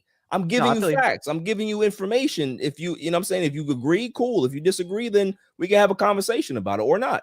So that's it. A few comments here. Patrick Brown says, Darren Woodson still not in the Hall of Fame irks me. He was a critical part of the Doomsday defense too during those title runs. Just sad. Congrats to DeMarcus Ware getting the call to Canton. Yeah, I thought it was crazy DeMarcus Ware didn't get in last year. He's one of the greatest Cowboys pass rushers ever and helped the Broncos win a Super Bowl. And I agree. I think Darren Woodson should be in the Hall of Fame. I do. I think his resume speaks for itself. Grady says Dak is Tony Romo 2.0. Still has a chance to get out of that. Yeah, I mean, listen, if you gave me a choice between the two, I would take Dak. Right. But he says Dallas should go out this offseason and try and get Mike Evans. Yeah, it's very possible. I think Tampa, it depends on if Tampa goes out and gets Derek Carr. I'm hearing a lot of stories. He might go there. There's a lot of places that he has options. But if they can't, if they're going to turn it over to the rookie, then I think it might be time for them to really break it down and, kind of build it back up. So if Mike Evans is available, go get him. That'd be a great pickup. Mike Evans, just the one thing about him is though, he's just not, like I said, he's not a crisp route runner. He's one of those big body guys. So, it's not really what they need, but if you get him, if he's available, why not? Right. You figure it out. No, he's better than what you got outside of CeeDee Lamb. Right. So we'll see. So as for the Super Bowl, again, 2 number 1 seeds from both conferences. Again, I said Philadelphia, I think from week 1 on was the most consistently good team all year. Right. And then you think about the Kansas City Chiefs. They've got, without a shadow of a doubt, the best quarterback in football, I think by a pretty comfortable margin. Yep. What's sort of your takeaway, starting with Kansas City? What's your thoughts on the Chiefs and, changing the way that they did offense this year after trading Tyreek Hill as more of a methodical type of an offense? What do you think about Kansas City and their road to getting to Super Bowl 57? I think Kansas City, it's a testament to Andy Reid. It's a testament to Patrick Mahomes. It's a testament to the guys and the role players on that team that they actually bought in. They understood exactly what they needed to do. They understood that they didn't have the home run ball in Tyreek Hill anymore, so they had to do things a little differently. They had to work the intermediate game. They had to, maybe have a better rushing attack than they've had over the last few seasons. And Pacheco, he started off very slow, but towards the end of the season really picked it up as well. I think he's understanding the NFL speed. Speed of the game is kind of slowed down for him a little bit too. So, kudos to them. They've looked good defensively. I think that they're okay as well. You got Frank Clark and those guys. So we'll see what happens. I like the Chiefs. I think the Chiefs. You're going with the Chiefs. Team. I'm going because the thing is they have the advantage at quarterback, and the no matter what the defense is going to present Patrick Mahomes, I think Patrick Mahomes is going to be able to understand what it is and weather that storm. He's seen great defenses all season. He's a guy that can be able to make things happen. That's the difference between him and Jalen Hurts. I'm not saying that Jalen Hurts is not a good quarterback, but when you put pressure on Jalen Hurts, he is very viable or liable to make some mistakes and throw some early picks or some late picks. So we'll see what happens if they can be able to get some pressure and try to keep a robber on him as well and not let him get a whole bunch of chunk yardages on the ground. So we'll see what happens. But I think I can't go against Mahomes. Do you have a score? Yeah, I got a score. I have 31-23. 31-23. You are the fourth guest out of my 6 who has had a 31 score, and all of my guests have picked the Chiefs. Yeah. So, but I'd be remiss if I know this means a lot to you. I'd be remiss if I didn't ask you about the fact that this is the first Super Bowl featuring 2 black quarterbacks. Phenomenal. Considering where the NFL was at, and especially I think what's really what it's a testament to is the fact that think about how the stereotype about the black quarterback was for some. It even still has parts of it still kind of it's still there in terms of how we evaluate some of these quarterbacks in the NFL draft. What do you think this moment means in terms of significance? Because I remember when Tony Dungy faced off against Lovie Smith, the first matchup between black coaches. What's sort of your takeaway on this milestone moment? I think it's a celebration. I think more people should be talking about it. Honestly, we went from hearing that we don't process the game properly. We can't really think at a quarterback level, right? So yeah. Guys like Doug Williams dropped in the draft when he shouldn't have, right? Guys like Randall Cunningham never really got respected. Warren Moon had to go elsewhere and come back just to prove his worth. We come from that to now seeing that these 2 kids and their kids, so they can be able to continue to do this for the next decade or so, are in the Super Bowl competing. It just speaks volumes of where we are, where we've come, the evolution of the quarterback position. It used to be a drop back position. Now they want more scrambling quarterbacks. Where do you think that came from? So it's just one of those things where it's it's good to see. It's good to see that it's taken this step, and I would love to see it, continue. I would love to see it continue, just like like to see more black coaches in the NFL. I'd like to see more black quarterbacks in the NFL as well. So, there's not a particular number that I want to see. I just want to see more people get the respect that they deserve, because guys like Lamar Jackson, we've been, he killed in college. And, maybe you need to be a running back or a wide receiver. And it's just like, you never asked Tim Tebow to do that. So and Tebow could not throw the ball at all. No and offense. He couldn't throw. I loved him, but couldn't throw a lick. So it's just one of those things where it's like, if the skill is there, if the talent is there, give guys a chance and they'll show you. And I always say, you're never gonna find the next Sean McVay in a black head coach candidate if you don't give him a shot. It's the same thing with these black quarterbacks. If you want to see, if you may see another Tom Brady come along, but he may not look like Tom Brady. He may look like me, but you got to give him a shot. So, that's where it comes down to. It's about skill, it's about talent, it's about the will to win, it's about character. And if you find that guy, it doesn't matter what color they are, give them a shot. Totally agree. 100%.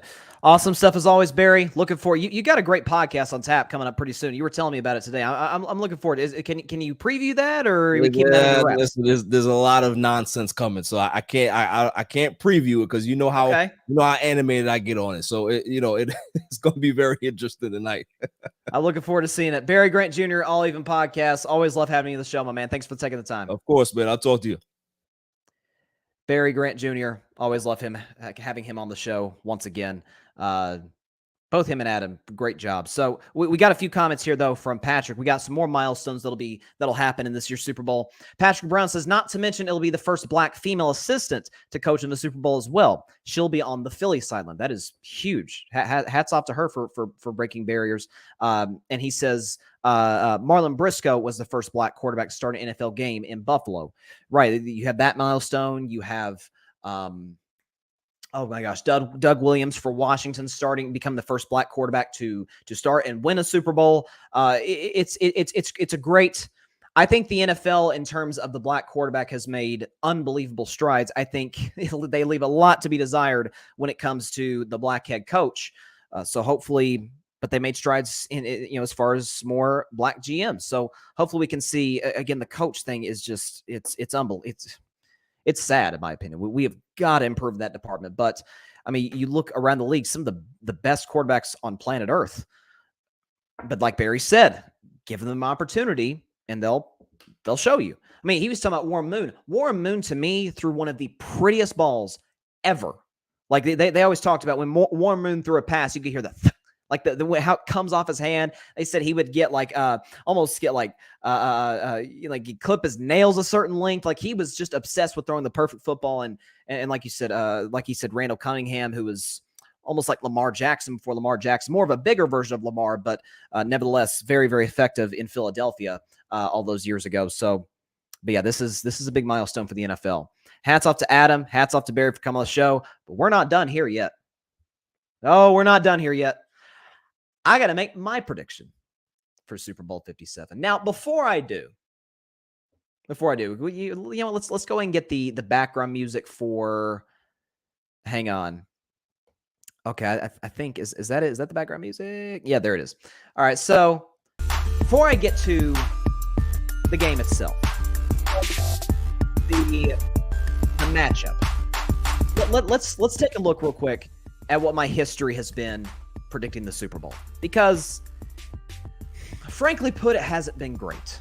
First Super Bowl I ever predicted, I remember it like it was yesterday. It was Super Bowl 47. I remember it most for three reasons. It was the Harbaugh brothers, John and Jim. Jim with the Niners, John with the Ravens. Beyonce's halftime show, which was one of the greatest of all time, and the half-hour power outage at the Superdome. It was a great game, down to the wire. Flacco, Kaepernick, back and forth. Niners made a comeback at the end, but the Ravens won. Joe Flacco played great, had a great postseason. Jacoby Jones, to me, should have won Super Bowl MVP, but that's another discussion for another day. We're not going to break down each Super Bowl. Point is, how have I done? How have I fared predicting Super Bowls? Well, I picked the Niners in this one, as you can imagine, and of course, they lost the game. The next one, Super Bowl 48, Seattle Seahawks, Denver Broncos. I went with my man, Peyton Manning. Huge Peyton Manning fan, considering that he played at Tennessee, and the Legion of Boom absolutely kicked his teeth in, to say the very least. The entire Broncos offense, that was the case. Super Bowl 49, I'm like, well, I bet against the Seahawks last time. Tom Brady hasn't won a Super Bowl in a decade. Can't bet against them this time, right? No, I did. I bet on them, and not literally, but I picked them to win, and obviously the most infamous play maybe in Super Bowl history happened. We'll never forgive the Seahawks for not running the ball with beast mode. The one, and the Patriots won their fourth Super Bowl in franchise history, and the Seahawks have not been back since. Feels like that one moment really set a lot of things in motion for Seattle. But I picked the Seahawks. That's all that matters. And they, of course, lost the game on a heartbreaking play. Super Bowl 50. Now, I was pulling for the Denver Broncos. Glad they won the game. But I picked the Carolina Panthers. I did. They were 15-1. They had the MVP Cam Newton. They had a great defense, great offense, and they 24-10 was not indicative of how much they were absolutely dominated, particularly on the defensive side of the ball. Von Miller, who will be a future Hall of Famer. DeMarcus Ware, who now is a Hall of Famer. Again, congrats to D. Ware. Malik Jackson had a fumble recovery for a touchdown. Aqib Talib, Bradley Roby, Chris Harris. That no-fly zone defense is one of the greatest defenses of all time and does not get enough credit for how dominant it was. But I picked the Panthers, and they lost the game. Super Bowl 51, the Falcons just came out of nowhere. Matt Ryan, the MVP. I picked the Falcons, and they blew a 28-3 lead to Tom Brady and the New England Patriots. So I'm okay. I made a promise after that game. I said I am never, ever going to bet against Tom Brady ever again. Long as I live, I'll never bet against the greatest quarterback to ever do it. Well, I bet on him, and the Patriots lost to the Philadelphia Eagles in Super Bowl 52. Nick Foles won the MVP. You had the Philly special. Tom Brady was outstanding. Threw for 500 yards, 3 touchdowns, but obviously the big fumble, the strip sack by Brandon Graham, recovered by my man out of Tennessee, Derek Barnett, and the Patriots lost the game. So at this point, I'm 0 for 6, and I'm starting to think there's some bad juju going on. I'm starting to wonder if there aren't some other things at play here. And so I said, you know what? Okay, I'm going to go with Tom Brady again. I'm going to roll with Tom Brady, and finally I did end up predicting a Super Bowl correctly when the Patriots beats the Los Angeles Rams in the most boring Super Bowl I've ever witnessed. 13-3 was the final score, if you recall. Julian Edelman was the MVP of that game. But I bet on Tom Brady, and finally, I bet on him at the right time, and he won his 6th Super Bowl and his final Super Bowl in New England. Super Bowl 54, Niners, Chiefs. I went back and forth on this one. I'm like, okay, you got the best quarterback in the league, Mahomes. You got this high-flying Chiefs offense, but this Niners defense, ladies and gentlemen, is no joke. They shut down a great Minnesota offense in their divisional round game, and against the Green Bay Packers for the second time that season, made Aaron Rodgers look like a backup quarterback, and that is not exactly easy to do. So, and because I was more of a Jimmy G guy at the time than I am now, I rolled with the 49ers, and they, of course, lost the game. They lost the Kansas City Chiefs, and I was wrong about this one. 2 years ago, the first Super Bowl I ever predicted on Carving It Up Live, Chiefs, Buccaneers. I said I ain't betting against Brady, and he came through for me. The Buccaneers, which, by the way, can I just mention for the record, this Super Bowl, this Chiefs-Bucs Super Bowl, before the 2020 season commenced, I said was going to happen and that the Bucs would win it, and that is exactly, of course, what happened. And then last year, Super Bowl 56, Rams-Bengals. I thought it'd be a pretty comfortable win for the Rams. It was not, but they won the game on a game-winning drive by Matthew Stafford and Cooper Kupp. Thank you to the Rams. They got me to quite an abysmal record of 3-7 in Super Bowls. And so that's where I stand in predicting Super Bowls in my life. So it's not much to write home about, but all that matters, I'm on a 2-game winning streak. I went into the Super Bowl 2 years ago, 1-7. I'm now 3-7, and I've made a goal that by the end of the decade, by the time 2030 rolls around, I will have a winning record in predicting Super Bowls, and I firmly believe that I will get this one correct as well. So let's turn off the fun music, because it's fun. It's fun to predict Super Bowls. Let's get intense now, because here we go. This is it. This is all that matters.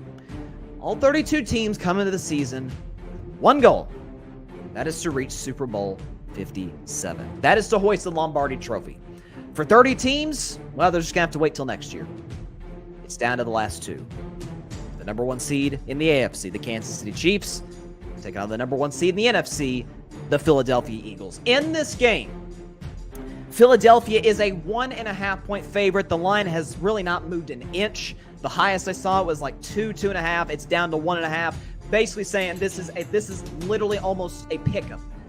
The home team automatically gets 3 points, but it's the Super Bowl. There is no home team. It's a neutral site.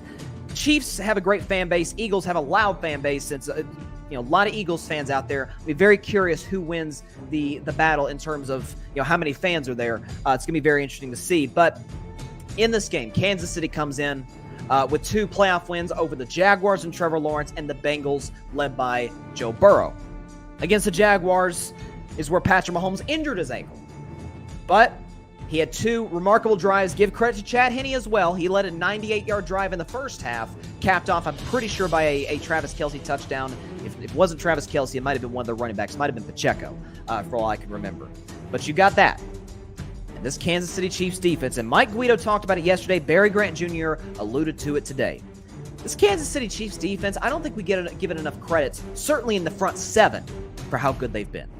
Getting to Trevor Lawrence numerous times, sacking Joe Burrow 5 times 2 weeks ago. Chris Jones, if Aaron Donald wasn't in the league, this dude's easily the best defensive tackle in football. He is a game wrecker. I remember coming into the AFC Championship game, I said I need Chris Jones to make a play because I obviously picked the Chiefs to win. I need Chris Jones to make a play here. And he had 2 huge defensive plays in the fourth quarter, including the sack on 3rd down on Joe Burrow to give the ball back to his man Patrick Mahomes, and he did what Patrick Mahomes typically does in big playoff games. So this Chiefs defense, don't sleep on it. The thing that concerns me about Kansas City is the run game. They ran for, if I'm not mistaken, 34 yards on 17 carries last week against the Cincinnati Bengals. Against this Eagles front seven, that ain't going to cut it.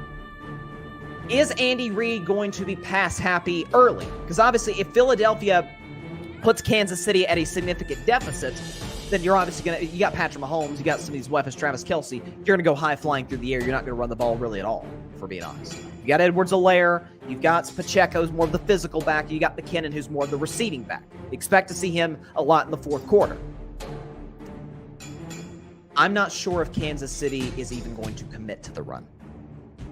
Considering how great Philadelphia's front seven is, an incredible interior defensive line, as great as Kansas City's O-line is, that Philly D-line's no joke. The battle in the trenches, I think Patrick Brown talked about this on Monday. Very, very fascinating. I know it's not sexy to watch or anything, but pay attention to it because that has determined a lot of Super Bowls. For Philadelphia, obviously, like I said, from week 1 to now, they have been the most consistently great team in the NFC. That's why they got the number 1 seed. It's why they won the toughest division of football, which we didn't see that coming. Dallas put up a fight, 12 wins. Giants won, I think, 9 games, but they got in the playoffs and won a playoff game. Speaking of those Giants, Philadelphia absolutely demolished them in the divisional round, 38-7. And then they beat the San Francisco 49ers badly in the NFC Championship game, 31-7.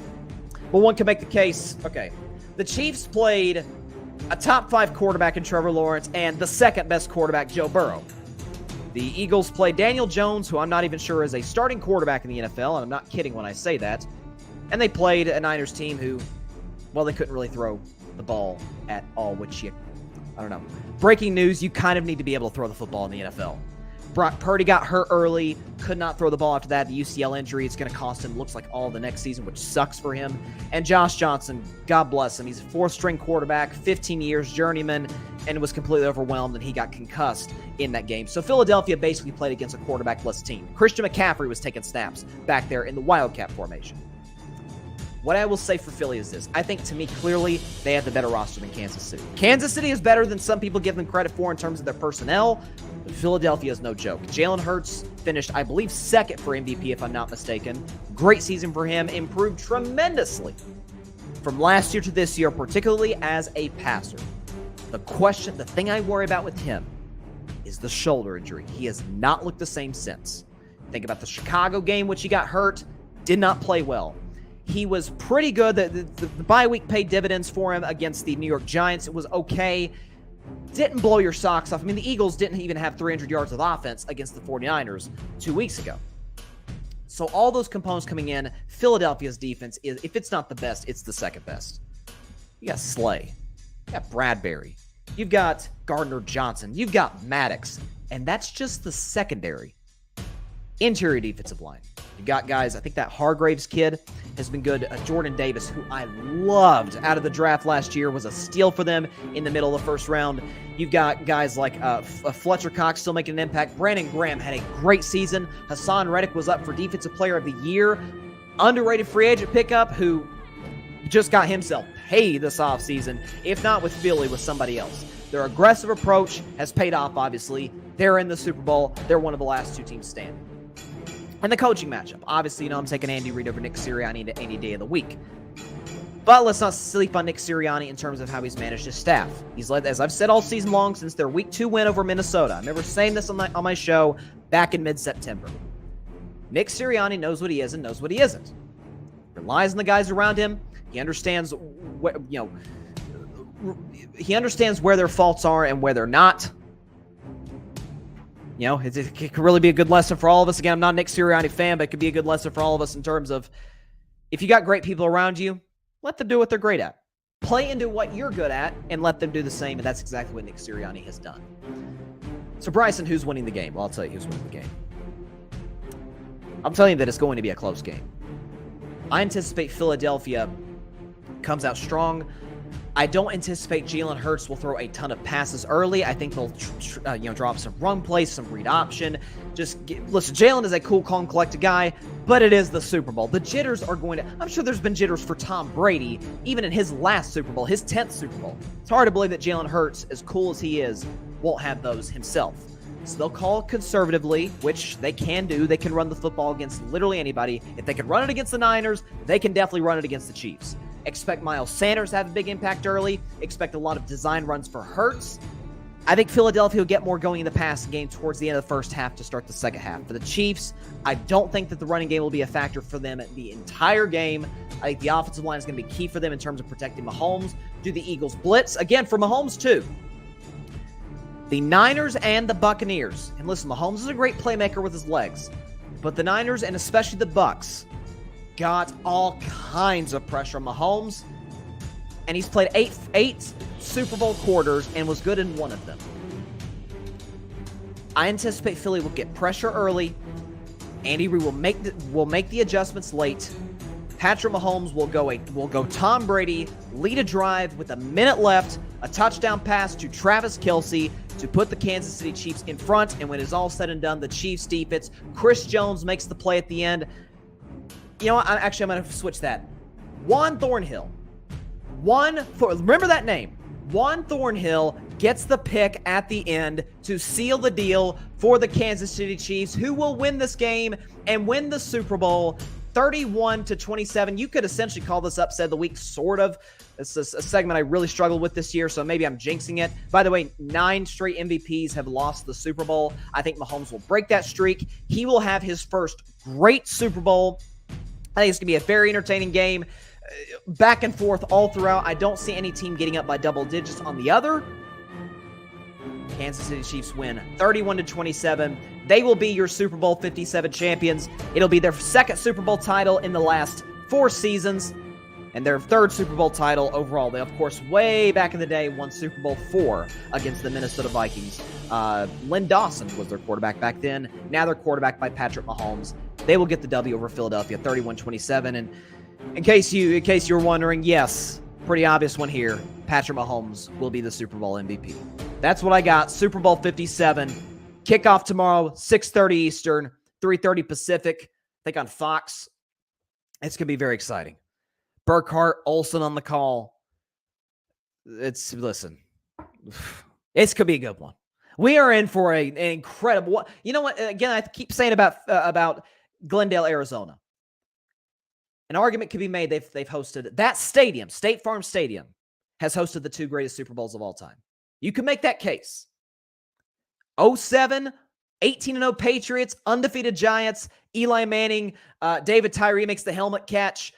Who was Plaxico Burress caught the game-winning touchdown with 30-odd seconds left in the game to win it 17-14 for the Giants, upsetting New England. And then New England was back in the Super Bowl, back in Arizona against the Seattle Seahawks. It's a great game. Seattle's up 10 in the fourth quarter. Brady leads back-to-back drives, doing what Tom Brady always does. Patriots go up, throws a touchdown pass to Julian Edelman. Seahawks go down the field. Jermaine Kearse makes one of the most miraculous catches down inside the 5-yard line. And they don't give it to beast mode at the 1-yard line. Russ throws the pick to Malcolm Butler, who is an undrafted free agent out of West Alabama. And the Patriots won that Super Bowl 28-24. I'm not necessarily saying we're going to get that kind of entertainment, but I mean, I don't know, 31-27. I'm feeling it. So that means I and every single one of my guests. Hold on, let me pull up the graphic here. Hold on. Get the last graphic here for my guests, because I had some amazing guests on throughout the week. I'll give them a shout out in just a second as soon as I can pull up this graphic. Here we go. Okay, so I've got Kansas City 31-27. Let's pull it up here. Okay, seemed like I remember someone agreeing with me on that score. Apparently not. But yeah, so I'm the next guy. I'm the 5th person out of the 7 on the show who have predicted this year's Super Bowl to have a 31 in the final score. But Alfred Parser Jr., shout out to him, Rocket Fuel Jets podcast. Check his stuff out on the grid. He's put some new content out there. It's been outstanding. He's got Chiefs 28-24. Again, the last Super Bowl that was played in Arizona was that exact same final score. John, 31-28, Fan Perspective Podcast. Shout out to John Rivera and Henny Dre on the Fan Perspective Podcast. He's got 31-28 Chiefs. Patrick Brown, shout out to Patrick, the Chaotic Sports Podcast here at the Grid. Please go check his stuff out. He's got 27-24 on a walk-off field goal by Harrison Butker. By the way, back to John, he said Isaiah Pacheco would win Super Bowl MVP. Very interesting pick. I like it.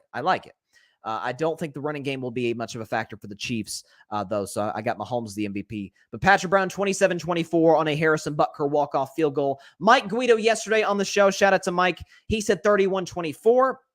He's got kind of a back-and-forth game, but he's got the Chiefs. He's rolling with Mahomes. And certainly I'm assuming to possibly be the Super Bowl MVP. Adam Besse, shout out to him for coming on the show an hour and a half ago, basically, from the Cowboys CanFan Podcast here at the Grid. Please check his stuff out. Their stuff out, rather. Him, Ant, I'm forgetting. Oh my gosh, I can't believe I'm forgetting his last name. Are you Alex? I'm so sorry. Apologies to Alex. I didn't mean to forget. But Alex, Ant, Adam, AAA, Cowboys CanFan Podcast, Canada, outstanding show. He's got 31-30, Kansas City. And Barry Grant Jr., who was just on the show about 10, 15 minutes ago, he's got the Chiefs 31-23. I like it. So every single person who's predicted the Super Bowl on Carving Up Live has the Kansas City Chiefs, with 5 of them, including myself, having the Chiefs scoring 31 points. I can't wait, y'all. This is Super Bowl 57. This is the pinnacle. This is the greatest moment in American sports. Love the NBA Finals. I love the World Series. I know the Stanley Cup is big here and in Canada. The World Cup is outstanding, but that's the World Cup. Super Bowl. 100 million people going to be watching. I think Rihanna is going to crush it at the halftime show. Looking forward to some funny commercials as well. But this game is going to live up to the hype. Best believe it. Chiefs win Super Bowl 57, 31-27. And you best believe I'm going to be back and Carving It Up Live on Monday, because that's all the time we have for today's show. Appreciate everybody stopping by as always. Once again, shout out to Adam and Barry for coming on the show to discuss this year's Super Bowl, as well as a wide range of other topics.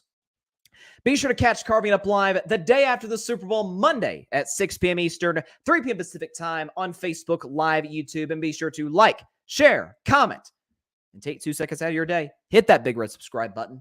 Helps the channel grow exponentially. And be sure, very important here, to subscribe to the Grid Podcast Network. That is GRYD, the Grid Network, on YouTube. You can find my show, Alfred Parser Jr.'s Rocket Fuel Jets podcast, All Even Podcast with Barry, who you just saw a few minutes ago, Adam, Ant, and Alex from the Cowboys CanFan Podcast. Check their stuff out. Ryan Flowers, Clutch Sports Talk. I'm sure he'll have a lot to say about the Super Bowl on his show coming up pretty soon. Looking forward to maybe seeing some of that. Clutch Sports Talk, Chaotic Sports Podcast with Patrick Brown. We are building something very, very special here at the Grid. I'm very excited to see where we continue to succeed and go. My incredible teammates, I love every single one of them. And you can also check out all of our shows on Apple Podcasts, Spotify, iHeartRadio, Google Podcasts, and wherever you listen to your podcasts. We've got the Super Bowl. I may do an Instagram live before or after. I'm not quite certain. We will see. So stay tuned for some of that on my social media platforms, at Carving It Up Podcast on Instagram, at Carving It Up Pod on Twitter. Be sure to check that stuff out. Have a great weekend, everybody. Enjoy the Super Bowl. We've all been waiting for this. Please be sure to stay safe out there, and be sure to take care of your physical and your mental health. God bless you all. Peace out. In the words of the great Dwayne "The Rock" Johnson. Finally, it is time for the Super Bowl! Thanks so much for watching the show on YouTube. Be sure to click that big red subscribe button and go check out the other clips and full shows of Carving It Up Live. Have a blessed day.